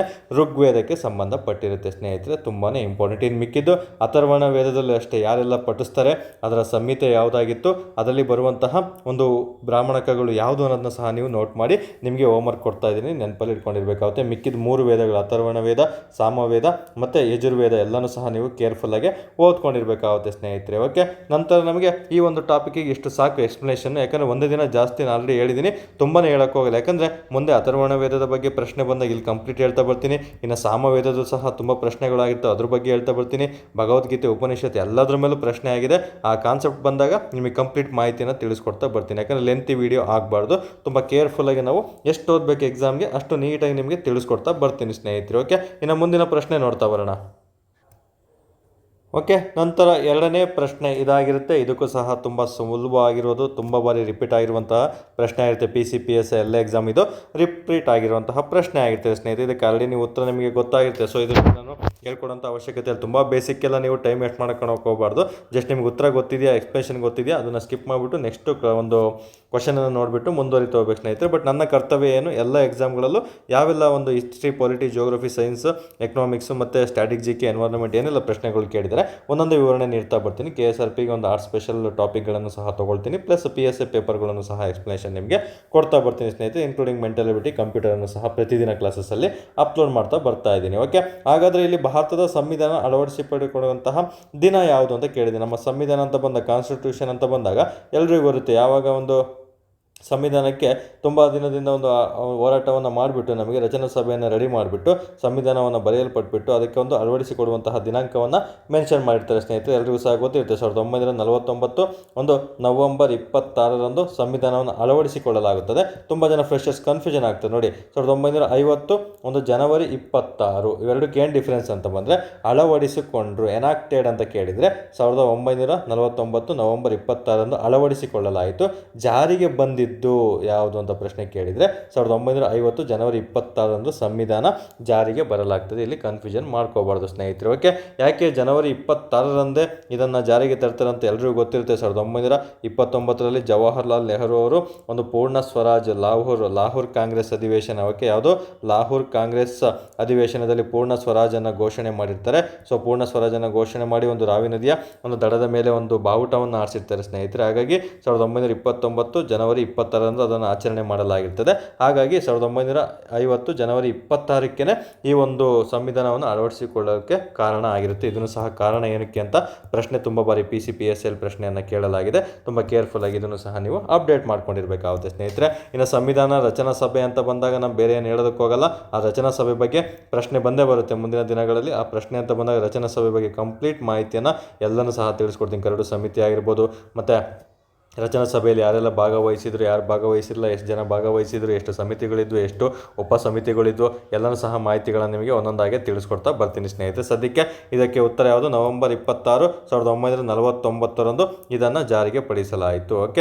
ಇದನ್ನು ಒಂದು ಅಳವಡಿಸಿಕೊಳ್ಳಲಾಯಿತು. ಜಾರಿಯಾಗಿದ್ದ ದಿನಾಂಕ ಅಂತ ಕೇಳಿದರೆ 1950 ಜನವರಿ 26. ನೋಡಿ, ನಿಮಗೆ ಕನ್ಫ್ಯೂಷನ್ ಆಗಲಿ ಅಂತಲೇ ಫಸ್ಟ್ ಆಪ್ಷನ್ನೇ ಆ ಥರ ಕೊಡ್ತಾ ಬರ್ತಾನೆ ಸ್ನೇಹಿತರೆ. ತುಂಬ ಕೇರ್ಫುಲ್ಲಾಗಿ ನೀವು ಗಮನಿಸ್ತಾ ಬರೋ ಪ್ರಶ್ನೆ ಪತ್ರಿಕೆ ನೀಟಾಗಿ ಎಲ್ಲಿ ಟ್ರಿಕ್ಕಿಯಾಗಿ ಕೊಟ್ಟಿದೆ ಈ ಥರ ರೌಂಡ್ ಅಪ್ ಮಾಡ್ಕೋಬೇಕು. ಅಳವಡಿಸಲ್ಪಟ್ಟ ದಿನಾಂಕ ಕೇಳಿರೋದು, ಇದನ್ನು ಜಾರಿಗೆ ಬಂದ ದಿನಾಂಕ ಅಂತ ಕೇಳಿದರೆ ಎ ಆಪ್ಷನ್ ರೈಟ್ ಆಗಿರೋದು. ಬಟ್ ಅಳವಡಿಸಿಕೊಟ್ಟಂತಹ ದಿನಾಂಕ ಅಂತ ಕೇಳಿರೋದ್ರಿಂದ ನವೆಂಬರ್ 26, 1949 ಇಲ್ಲಿ ಈ ಉತ್ತರ ಸರಿಯಾಗಿರ್ತಾರೆ ಸ್ನೇಹಿತರು. ಇನ್ನು ಮಿಕ್ಕಿದ ಅಂಶಗಳನ್ನು ಸಹ ಬೇರೆ ಬೇರೆ ದಿನಗಳಲ್ಲಿ ನಿಮಗೆ ತಿಳಿಸ್ಕೊಡ್ತಾ ಬರ್ತೀನಿ. ಸದ್ಯಕ್ಕೆ ಇಷ್ಟು ಓದ್ಕೊಂಡಿರಿ ಸ್ನೇಹಿತರು. ನಮ್ಮ ಮುಂದಿನ ಪ್ರಶ್ನೆ ನೋಡ್ತಾ ಬರೋಣ. ತುಂಬಾ ಇಂಪಾರ್ಟೆಂಟ್ ಆಗಿರುವಂತಹ ಜಿಯೋಗ್ರಫಿ. ಈಗ ಹಿಸ್ಟ್ರಿ ಆಯಿತು, ಒಂದು ಪೊಲಿಟಿ ಆಯಿತು, ಈಗ ಜಿಯೋಗ್ರಫಿನೇ ತಗೊಳ್ತಾ ಬಂದಿದ್ದೀನಿ. ಹಿಮಪಾತ ಅಂತ ಬರುತ್ತೆ ನಮ್ಗೆ, ಐಸ್ ಅಂತ. ಹಿಮಪಾತ ಕೆಳಕಂಡ ಯಾವ ಭಾಗಗಳಲ್ಲಿ ಒಂದು ವಿಶೇಷ ಲಕ್ಷಣ ಆಗಿದೆ ಅಂತ ಪ್ರಶ್ನೆ ಕೇಳಿದ್ದೇನೆ. ಇದನ್ನು ಸಹ PSI 1998 ಕೇಳಿರುವಂತಹ ಒಂದು ಪ್ರಶ್ನೆ ಆಗಿರುತ್ತೆ. ನಿಮಗೆ ಆಲ್ರೆಡಿ ಒಂದೇ ಒಂದು ಕ್ಲಾಸಲ್ಲಿ ಹೇಳಿದ್ದೆ ನಿಮಗೆ, ಅತಿ ಹೆಚ್ಚಾಗಿ ನಮಗೆ ಏನು ಗುರುತ್ವಾಕರ್ಷಣ ಬಲ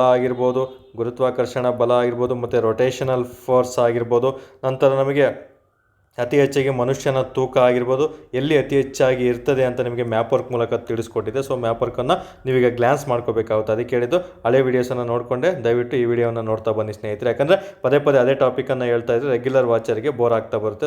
ಅವ್ರಿಗೆ ಆಲ್ರೆಡಿ ಹೇಳಿದ್ದೀನಿ. ನೀವು ಸಹ ಹೊಸದಾಗಿ ಇದೇ ವಿಡಿಯೋ ಫಸ್ಟ್ ನೋಡ್ತಾ ಇದ್ದರೆ ದಯವಿಟ್ಟು ಅದನ್ನು ಸಹ ನೀವು ಕ್ಲಾರಿಟಿ ತಗೊಳ್ತಾ ಬರಬೇಕಾಗುತ್ತೆ. ಈಗ ಆಲ್ರೆಡಿ ನೋಡಿದಾಗೆ ಇದ್ರ ಬಗ್ಗೆ ನಿಮಗೆ ಕಂಪ್ಲೀಟ್ ಮಾಹಿತಿನ ತಿಳಿಸ್ಕೊಟ್ಟಿದ್ದೆ. ನಮಗಿಲ್ಲಿ ಸೆಂಟ್ರಲ್ ಅಂತ ಬಂದಾಗ ಒಂದು ಈಕ್ವಿಟಾರ್ ಅಂತ ನಾನು ಹೇಳಿದ್ದೆ. ಮನುಷ್ಯನ ಒಂದು ತೂಕ ಅತಿ ಕಡಿಮೆ ಕಂಡುಬರೋದಲ್ಲಿ, ಅತಿ ಹೆಚ್ಚು ಕಂಡುಬರೋದಲ್ಲಿ ಎಲ್ಲನೂ ಸಹ ಹೇಳಿದ್ದೆ. ಈ ಸಂದರ್ಭದಲ್ಲಿ ನೀವು ಅದನ್ನು ನೆನಪು ಮಾಡ್ಕೋಬೇಕಾಗುತ್ತೆ. ಯಾವುದೇ ಒಂದು ವಸ್ತುವಿನ ಭಾರ ಅಂತ ಹೇಳ್ಬಿಟ್ಟು ನಿಮಗೆ ಪ್ರಶ್ನೆನ ಕೊಟ್ಟಿದ್ದೆ. ಧ್ರುವ ಅಂದರೆ ಯಾವುದೇ ಒಂದು ಧ್ರುವ ಪ್ರದೇಶ ಅಂದರೆ ಯಾವುದು? ಇಲ್ಲಿ ನಾರ್ತ್ ಪೋಲ್ ಅಂದರೆ ಉತ್ತರ ಧ್ರುವ, ಮತ್ತು ಇಲ್ಲಿ ದಕ್ಷಿಣ ಧ್ರುವ 90 ಡಿಗ್ರಿಯಲ್ಲಿ ಇರುತ್ತೆ ಅಂತ ಹೇಳಿದ್ದೀನಿ. ಇಲ್ಲಿ ನಮಗೆ ಅಂಟಾರ್ಟಿಕಾ ವಲಯ ಎಲ್ಲಿ ಕಂಡುಬರುತ್ತೆ ಅಂತ ಪ್ರಶ್ನೆ ಕೇಳ್ತಾನೆ, ಅದು ನಮಗೆ ದಕ್ಷಿಣದಲ್ಲಿ ಕಂಡುಬರುತ್ತೆ. ಇನ್ನು ಆರ್ಕಟಿಕ್ ವಲಯ ಎಲ್ಲಿ ಕಂಡುಬರುತ್ತೆ ಅಂತ ಪ್ರಶ್ನೆ ಕೇಳಿದರೆ ಇದು ನಮಗೆ ಉತ್ತರದಲ್ಲಿ ಕಂಡುಬರುತ್ತೆ ಅನ್ನೋದನ್ನ ನೆನಪಿಟ್ಕೊಂಡಿರಬೇಕಾಗುತ್ತೆ ಸ್ನೇಹಿತರೆ. ಟ್ರಾಪಿಕ್ ಆಫ್ ಕ್ಯಾನ್ಸರ್, ಇದು ತುಂಬಾ ಇಂಪಾರ್ಟೆಂಟು. ಟ್ರಾಪಿಕ್ ಆಫ್ ಕ್ಯಾನ್ಸರ್ ಅಂದರೆ ಕರ್ಕಾಟಕ ಸಂಕ್ರಾಂತಿ ವೃತ್ತ ಅಂತ ಏನು ಕರಿತೀವಲ್ಲ, ಎಷ್ಟು ಭಾರತದ ರಾಜ್ಯಗಳ ಮೇಲೆ ಹಾದು ಹೋಗಿದೆ ಅಂತ ಪ್ರಶ್ನೆ ಕೇಳ್ತಾನೆ. ಇನ್ನು ಈಕ್ವೇಟರ್ ಅಂತ ಬಂದ ಪ್ರಪಂಚದ ಯಾವೆಲ್ಲ ಒಂದು ದೇಶಗಳ ನಡುವೆ ಇದು ಹಾದು ಹೋಗಿದೆ ಅಂತ ಪ್ರಶ್ನೆ ಕೇಳ್ತಾನೆ. ತುಂಬಾ ಇಂಪಾರ್ಟೆಂಟ್ ನೆಕ್ಸ್ಟ್ ಲೆವೆಲ್ ಪ್ರಶ್ನೆಗಳಿವೆಲ್ಲ. ಇನ್ನು ಮಕರ ಸಂಕ್ರಾಂತಿ ವೃತ್ತ, ಟ್ರಾಪಿಕ್ ಆಫ್ ಕ್ಯಾಪ್ರಿಕನ್ ಅಂತ ಕರಿತಾ ಬರ್ತೀವಿ. ಇದು ಮಕರ ಸಂಕ್ರಾಂತಿ ವೃತ್ತ ಅಂತ ಬಂದಾಗ ಇದನ್ನು ನಮಗೆ ಕರ್ನಾಟಕದಲ್ಲಿ ಯಾವೆಲ್ಲ ಒಂದು ರಾಜ್ಯಗಳ ಮೇಲೆ ಹಾದು ಹೋಗಿದೆ, ಭಾರತದಲ್ಲಿ ಯಾವ ಒಂದು ರಾಜ್ಯಗಳ ಮೇಲೆ ಹಾದು ಹೋಗಿದೆ ಅಂತ ಒಂದು ಕಾನ್ಸೆಪ್ಟನ್ನು ಸಹ ನೀವು ತಿಳ್ಕೊಂಡಿರಬೇಕಾಗುತ್ತೆ. ಬಟ್ ನಮಗೆ ಕೇಳಿರುವಂಥ ಪ್ರಶ್ನೆ ಮೇಲೆ ಇವತ್ತು ಫೋಕಸ್ ಮಾಡ್ತಾ ಬರ್ತೀನಿ ಇದನ್ನು.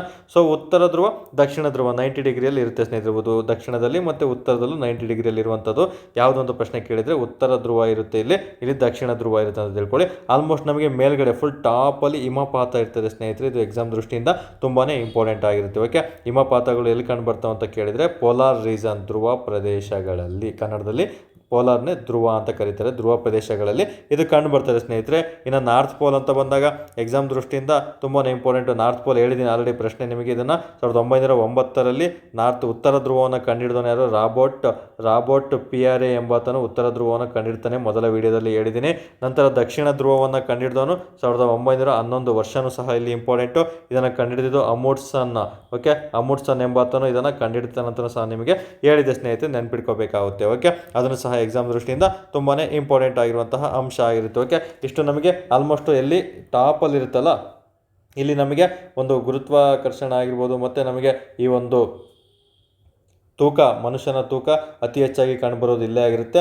ಇಲ್ಲಿ ಕಡಿಮೆ ಇರ್ತದೆ ಸ್ನೇಹಿತರೆ. ಇಲ್ಲಿಂದ ಮೇಲ್ಗಡೆ ಹೋದಂತೆ ಮನುಷ್ಯನ ತೂಕ ಏನಾಗುತ್ತೆ, ಅಥವಾ ವಸ್ತುವಿನ ದ್ರವ್ಯರಾಶಿಯ ತೂಕ ಏನಾಗುತ್ತೆ ಅಂತ ಕೇಳಿದರೆ ಇಲ್ಲಿ ಜಾಸ್ತಿ ಆಗ್ತಾ ಹೋಗುತ್ತೆ. ಹಿಂಗೇನಾದರೂ ಉತ್ತರದಿಂದ ಸಮಭಾಜಕ ವೃತ್ತಕ್ಕೆ ಬಂತ ಅಂತ ಕೇಳಿದರೆ ಕಡಿಮೆ ಆಗ್ತಾ ಬರುತ್ತೆ. ಇದನ್ನು ಸಹ ಮೊದಲನೇ ಕ್ಲಾಸಲ್ಲಿ ನಿಮಗೆ ತಿಳಿಸ್ಕೊಡ್ತಾ ಬಂದಿದ್ದೀನಿ. ತುಂಬ ಕೇರ್ಫುಲ್ಲಾಗಿ ಮ್ಯಾಪ್ ವರ್ಕ್ ಮಾಡಿಕೊಂಡೆ ನೀವು ಓದ್ಕೊಳ್ತಾ ಬರಬೇಕಾಗುತ್ತೆ ಸ್ನೇಹಿತರೆ. ಇಷ್ಟು ಸಹ ನಮಗೆ ಈ ಒಂದು ಟಾಪಿಕ್ ಅಂತ ಬಂದಾಗ ನಿಮ್ಗೆ ಆಲ್ರೆಡಿ ಹೇಳಿದೆ. ಹಿಮಪಾತಗಳು ಕಂಡುಬರೋದು ನಮಗೆ ಧ್ರುವ ಪ್ರದೇಶಗಳಲ್ಲಿ ಕಂಡು ಬರ್ತದೆ ಸ್ನೇಹಿತರೆ. ನೋಡಿ, ಆರ್ಕಟಿಕ್ ವಲಯ ಮೇಲ್ಗಡೆ ಇದೆ, ಅಂಟಾರ್ಟಿಕ್ ವಲಯ ಕೆಳಗಡೆ ಇದೆ. ಇದನ್ನು ಸಹ ಪ್ರಶ್ನೆಗಳನ್ನು ನಿಮಗೆ ಕೇಳಲಾಗ್ತದೆ. ಅಂಟಾರ್ಟಿಕ್ ಅಂತ ಬಂದಾಗ ಖಂಡಗಳು ಅಂತ ಬಂದಾಗ ಎಷ್ಟನೇ ಸ್ಥಾನದಲ್ಲಿ ಅಂಟಾರ್ಟಿಕಾ ಇದೆ ಅನ್ನೋದು ಸಹ ನೆನ್ನೆ ಕ್ಲಾಸಲ್ಲಿ ನಿಮಗೆ ಒಂದು ಹಳೆಯ ಒಂದು ಪಾರ್ಟ್ 2 ಕ್ಲಾಸಲ್ಲಿ ತಿಳಿಸ್ಕೊಡ್ತಾ ಬಂದಿದ್ದೀನಿ. ಅದನ್ನು ಸಹ ನೀವು ಅಪ್ಡೇಟ್ ಆಗ್ತಾ ಬರಬೇಕಾಗುತ್ತೆ ಸ್ನೇಹಿತರೆ.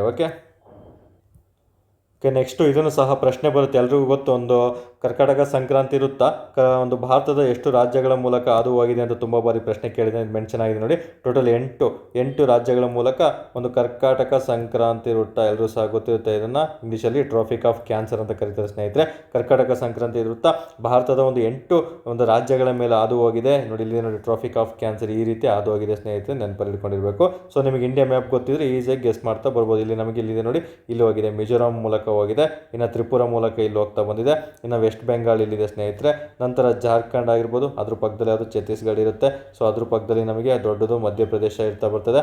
ಇನ್ನು ರಾಜಸ್ಥಾನ ಆಗಿರ್ಬೋದು, ಗುಜರಾತ್ ಆಗಿರ್ಬೋದು, ಇವೆಲ್ಲನೂ ಸಹ ನಮಗೆ 8 ರಾಜ್ಯಗಳು ಒಂದು ಕರ್ನಾಟಕ ಸಂಕ್ರಾಂತಿ ವೃತ್ತದ ಮೂಲಕ ಹಾದು ಹೋಗ್ತೀವೆಲ್ಲ ಬೇಸಿಕ್ ಕ್ವಶನ್ಸ್. ಸೊ ಹಾಗಾಗಿ ನಾನು ತುಂಬ ಲಿಬ್ರಲಾಗಿ ಹೇಳ್ಕೊಳ್ತಾ ಹೋಗಿದ್ದೀನಿ, ಎಲ್ಲರೂ ಸಹ ಓದಿರುವಂಥ ಪ್ರಶ್ನೆ. ಎಕ್ಸಾಮಲ್ಲಿ ಕೇಳ್ತೇನೆ, ಈ ಕೆಳಗಿನ ಯಾವ ರಾಜ್ಯವು ಕರ್ನಾಟಕ ಸಂಕ್ರಾಂತಿ ವೃತ್ತ ಅಥವಾ ಟ್ರಾಫಿಕ್ ಆಫ್ ಕ್ಯಾನ್ಸರನ್ನು ಹಾದು ಹೋಗಿಲ್ಲ ಅಂತ ಪ್ರಶ್ನೆ ಕೇಳ್ತೇನೆ. ಸೊ 8 ಯಾವ್ದು ಹಾದು ಹೋಗಿದೆ ಅಂತ ಗೊತ್ತಿದ್ರೆ ಮಾತ್ರ ಅದಕ್ಕೆ ಉತ್ತರಿಸೋಕ್ಕೆ ಬರ್ತೀರಾ ಸ್ನೇಹಿತರೆ. ಆಲ್ಮೋಸ್ಟ್ ನಿಮಗೆ ಹಾದು ಹೋಗಿಲ್ಲ ಅಂತ ಬಂದಾಗ ಫಸ್ಟ್ ಆಪ್ಷನ್ ಒಂದು ಉತ್ತರ ಪ್ರದೇಶ ಅಂತ ಇರುತ್ತೆ, ಅದು ಹಾದು ಹೋಗಿರಲ್ಲ ಸ್ನೇಹಿತರೆ. ಇನ್ನು ಕೆಳಗಡೆ ಇದಕ್ಕೆ ಅಟ್ಯಾಚ್ಡ್ ಆಗಿರುವಂತಹ ರಾಜ್ಯಗಳನ್ನೇ ನಿಮಗೆ ಕೇಳ್ತಾ ಬರ್ತೇನೆ, ಗೊಂದಲ ಮಾಡೋಕ್ಕೆ ತುಂಬ ಕೇರ್ಫುಲ್ಲಾಗಿ ಮ್ಯಾಪ್ ವರ್ಕ್ ಮಾಡಿಕೊಂಡು ನೀವು ಓದ್ತಾ ಇರಬೇಕು. ಇನ್ನು ಮುಂದೆ ಬರುತ್ತೆ, ಇದು ಸಹ ಪ್ರಶ್ನೆ ಆಗಿದೆ PCPSCಯಲ್ಲಿ. ಆ ಪ್ರಶ್ನೆ ಬಂದಾಗ ಇನ್ನೂ ಡೆಪ್ತಾಗಿ ನಿಮಗೆ ಟ್ರಾಫಿಕ್ ಆಫ್ ಕ್ಯಾನ್ಸರ್ ಅಂದರೆ ಏನು, ಮಕರ ಸಂಕ್ರಾಂತಿ ವೃತ್ತ ಅಂದ್ರೇನು, ಮತ್ತು ಸಮಭಾಜಕ ವೃತ್ತಗಳು ಯಾವೆಲ್ಲ ದೇಶಗಳ ಮೂಲಕ ಹಾದು ಹೋಗಿದೆ, ಮತ್ತು ಯಾವ ನದಿಗಳು ಯಾವ ಒಂದು ವೃತ್ತಗಳನ್ನು ಹಾದು ಹೋಗಿದೆ, ಎಲ್ಲ ಮಾಹಿತಿಗಳನ್ನು ಸಹ ನಿಮಗೆ ಒಂದೊಂದೇ ಹಂತದಲ್ಲಿ ತಿಳಿಸ್ಕೊಡ್ತಾ ಬರ್ತೀನಿ. ಸ್ಟಾರ್ಟಿಂಗ್ ಈಗ ತಾನೇ ಶುರು ಮಾಡಿರೋದ್ರಿಂದ ತುಂಬ ಜನ ಫ್ರೆಷರ್ಸ್ ಇರ್ತಾರೆ, ಅವರಿಗೆ ಗೊಂದಲ ಆಗಬಾರ್ದು ಅಂತೇಳಿ ಟಫೆಸ್ಟ್ ಪ್ರಶ್ನೆಗಳನ್ನು ತಗೊಳ್ತಿಲ್ಲ, ತುಂಬ ಸುಲಭವಾಗಿರುವಂಥ ಕಾನ್ಸೆಪ್ಟನ್ನು ನಿಮಗೆ ತಿಳಿಸ್ಕೊಡ್ತಾ ಬರ್ತಿದ್ದೀನಿ.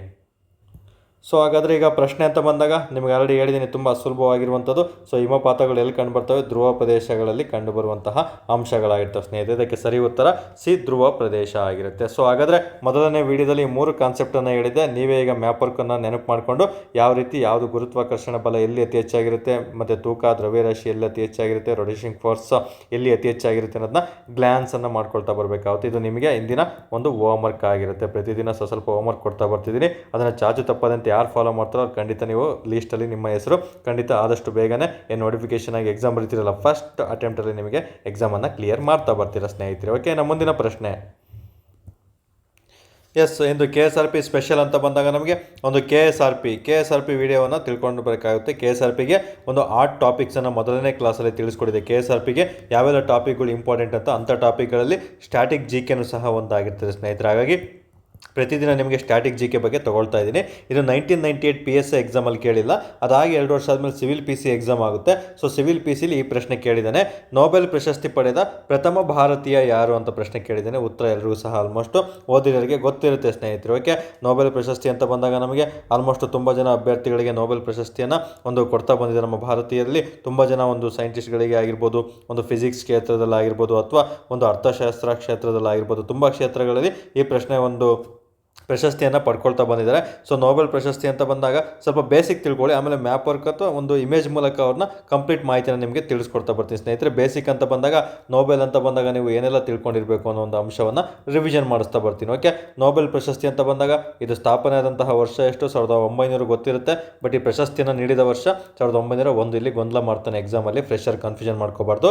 ಇದು ಸ್ಥಾಪನೆ ಆದಂತಹ ವರ್ಷ ಕೇಳಿದರೆ 1900. ಇದು ಮೊದಲ ಬಾರಿಗೆ ನೊಬೆಲ್ ಪ್ರಶಸ್ತಿ ನೀಡಿದ ವರ್ಷ ಅಂತ ನೋಡಿ, ನೀಡಿದ ಅಂತ ಆಪ್ಷನ್ ಇತ್ತಂದರೆ ಅದು 1901 ಆಗಿರುತ್ತೆ, ನೆನ್ಪಿಟ್ಕೊಂಡಿರ್ಬೇಕಾಗುತ್ತೆ. ಇನ್ನು ಈ ಪ್ರಶಸ್ತಿಯನ್ನು ನೊಬೆಲ್ ಅಂತ ಬಂದಾಗ ನಮಗೆ ಅವ್ರ ಹೆಸರೇ ಒಂದು ನೊಬೆಲ್ ಅಂತ ಬರುತ್ತೆ, ಆಲ್ಫ್ರೆಡ್ ನೊಬೆಲ್ ಅಂತ. ಓಕೆ, ಯಾವ ವ್ಯಕ್ತಿಯ ಹೆಸರು ಮೂಲಕ ಇದನ್ನು ಕೊಡಲಾಗ್ತದೆ ಅಂದರೆ ಆಲ್ಫ್ರೆಡ್ ನೊಬೆಲ್ ಅಂತ ಕರಿತೀವಿ ಸ್ನೇಹಿತರೆ. ಈತನ ಒಂದು ಹೆಸರಿನಲ್ಲಿ ಈ ಪ್ರಶಸ್ತಿಯನ್ನು ನೀಡಲಾಗ್ತದೆ. ಇವನು ಸ್ವೀಡನ್ ದೇಶದ ವಿಜ್ಞಾನಿ ಆಗಿರ್ತಾನೆ. ಓಕೆ, ಸ್ವೀಡನ್ ದೇಶದ ವಿಜ್ಞಾನಿ ಆಗಿರ್ತಾನೆ. ಈತ ಒಂದು ಡೈನಮೈಟ್, ಪ್ರಶ್ನೆ ತುಂಬ ಬರೆಯಾಗಿದೆ, ಡೈನಮೈಟನ್ನು ಕಂಡುಹಿಡಿದವನು ಯಾರು ಅಂತ ಪ್ರಶ್ನೆ ಕೇಳ್ತಾನೆ. ಆ ಡೈನಮೈಟನ್ನು ಕಂಡುಹಿಡಿದು ಆಲ್ಫ್ರೆಡ್ ವೇಗನ್ ಅವರಾಗಿರ್ತಾರೆ ಸ್ನೇಹಿತರೆ, ನೆನ್ಪಿಟ್ಕೋಬೇಕು, ತುಂಬಾ ಇಂಪಾರ್ಟೆಂಟ್. ಕನ್ಫ್ಯೂಷನ್ ಆಗೋ ನೋಡಿ, ಇಲ್ಲಿ ಡಾ ಬರ್ತದೆ, ಇಲ್ಲಿ ಡಾ ಅಂತ ಬರ್ತದೆ. ಡೈನಮೈಟ್ ಕಂಡುಹಿಡಿದು ಆಲ್ಫ್ರೆಡ್ ನೊಬೆಲ್ ಅಂತ ನೀವು ಟ್ರಿಕ್ಕಿಯಾಗಿ ನೆನ್ಪಿಟ್ಕೊಳ್ತಾ ಬರ್ಬೋದು ಸ್ನೇಹಿತರೆ. ಓಕೆ, ಇನ್ನು ನೆಕ್ಸ್ಟ್ ನಮಗೆ ನೊಬೆಲ್ ಅಂತ ಬಂದಾಗ ಮೊದಲ ಬಾರಿಗೆ ನೀಡಿದ್ದು 1901 ಅಂತ ಹೇಳಿದ್ವಿ. ಮೊದಲು ಎಷ್ಟು ವಿಭಾಗಗಳಲ್ಲಿ ಇದನ್ನು ನೀಡ್ತಾ ಇದ್ರು ಅಂತ ಪ್ರಶ್ನೆ ಕೇಳ್ತಾನೆ. ತುಂಬ ಬೇಸಿಕ್ ಆಗಿರುವಂತಹ ಪ್ರಶ್ನೆ ಇದು. ಮೊದಲು 5 ವಿಭಾಗಗಳಲ್ಲಿ ಇದನ್ನು ನೀಡ್ತಾ ಬರ್ತಿದ್ರು ಸ್ನೇಹಿತರೆ. ತದನಂತರ 1969ರಲ್ಲಿ ಇನ್ನೊಂದು ವಿಭಾಗಕ್ಕೆ ನೀಡೋಕ್ಕೆ ಶುರು ಮಾಡ್ತಾ ಬಂದರು. ಸೊ 1+5 ಎಷ್ಟಾಯಿತು, 6 ಕ್ಷೇತ್ರಗಳಿಗೆ ನೀಡಲಾಗ್ತಿದೆ. ಈ 6ನೇ ಕ್ಷೇತ್ರ ಯಾವುದು ಅಂತ ಪ್ರಶ್ನೆ ಕೇಳ್ತಾನೆ.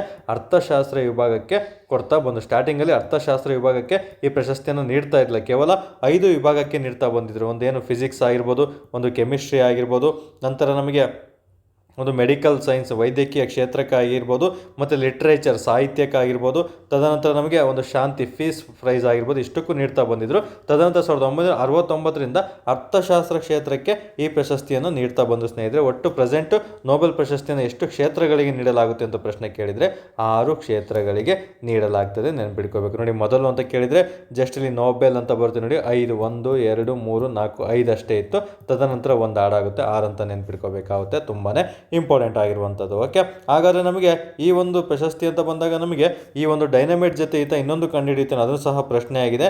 ಜಿಲೇಟಿನ್. ಓಕೆ, ಏನು ಜಿಲೇಟಿನ್ ಅಂತ ಬರುತ್ತಲ್ಲ, ಜಿಲೇಟಿನ್ ಸ್ಫೋಟಕ. ಓಕೆ, ಜಿಲೇಟಿನ್ ಸ್ಫೋಟಕವನ್ನು ಕಂಡುಹಿಡಿದವರು ಯಾರು ಅಂತ ಪ್ರಶ್ನೆ ಕೇಳ್ತಾರೆ, ಅದು ಸಹ ನಮ್ಮ ಒಂದು ಆಲ್ಫ್ರೆಡ್ ನೊಬೆಲ್ ಅವರೇ ಆಗಿರ್ತಾರೆ ಸ್ನೇಹಿತರೆ, ನೆನ್ಪಿಟ್ಕೋಬೇಕಾಗುತ್ತೆ. ಓಕೆ, ಎಕ್ಸಾಮ್ ದೃಷ್ಟಿಯಿಂದ ತುಂಬಾ ಇಂಪಾರ್ಟೆಂಟ್ ಆಗಿರುವಂತಹ ಅಂಶ ಇದಾಗಿರುತ್ತೆ. ಓಕೆ, ಇನ್ನು ನೊಬೆಲ್ ಪ್ರಶಸ್ತಿಯನ್ನು ನೀಡುವುದು ಯಾವ ದೇಶ ಅಂತ ಪ್ರಶ್ನೆ ಕೇಳಿದರೆ ಸ್ವೀಡನ್ ದೇಶ ಈ ಪ್ರಶಸ್ತಿಯನ್ನು ನೀಡ್ತಾ ಬರ್ತಾಯಿದೆ ಸ್ನೇಹಿತರೆ. ಇದರಲ್ಲಿ ಒಂದು ಪೀಸ್ ಅಂತ ಹೇಳಿದ್ನಲ್ಲ, ಶಾಂತಿ ಅಂತ, ಈ ಶಾಂತಿ ಪ್ರಶಸ್ತಿಯನ್ನು ಬೇರೆ ದೇಶದಲ್ಲಿ ನೀಡ್ತಾ ಬರ್ತಾರೆ, ಅದು ನಾರ್ವೆ ದೇಶ, ನೆನ್ಪಿಟ್ಕೋಬೇಕು. ನಾರ್ವೆ ದೇಶದ ಒಂದು ರಾಜಧಾನಿ ಓಸ್ಲೋ ಅಂತ ಇದೆ, ಆ ಓಸ್ಲೋದಲ್ಲಿ ಈ ಪ್ರಶಸ್ತಿಯನ್ನು ನೀಡ್ತಾ ಬರ್ತಾರೆ ಸ್ನೇಹಿತರೆ, ಯಾವುದು ಶಾಂತಿ ಪ್ರಶಸ್ತಿಯನ್ನು. ಇನ್ನು ಮಿಕ್ಕಿದ ಎಲ್ಲ ಪ್ರಶಸ್ತಿಯನ್ನು ಈ ಸ್ವೀಡನ್ ದೇಶದ ಒಂದು ರಾಜಧಾನಿ ಇದೆ, ಸ್ವೀಡನ್ ದೇಶದ ರಾಜಧಾನಿ ಯಾವುದು ಅಂತಲೂ ಸಹ ಪ್ರಶ್ನೆ ಕೇಳಿದ್ದಾನೆ, ಸ್ಟಾಕ್ ಹೋಮ್ ಎಂಬಲ್ಲಿ ಈ ಪ್ರಶಸ್ತಿಯನ್ನು ನೀಡ್ತಾ ಬರ್ತಾರೆ ಸ್ನೇಹಿತರೆ. ಸ್ವೀಡನ್ ದೇಶದ ರಾಜಧಾನಿ ಸ್ಟಾಕ್ ಹೋಮ್ನಲ್ಲಿ 5 ಪ್ರಶಸ್ತಿಗಳನ್ನು ನೀಡಿದರೆ, ಶಾಂತಿ ಪ್ರಶಸ್ತಿಯನ್ನು ನಾರ್ವೆ ದೇಶದ ಒಂದು ರಾಜಧಾನಿ ಓಸ್ಲೋ ಎಂಬಲ್ಲಿ ನೀಡಲಾಗ್ತದೆ ಸ್ನೇಹಿತರೆ.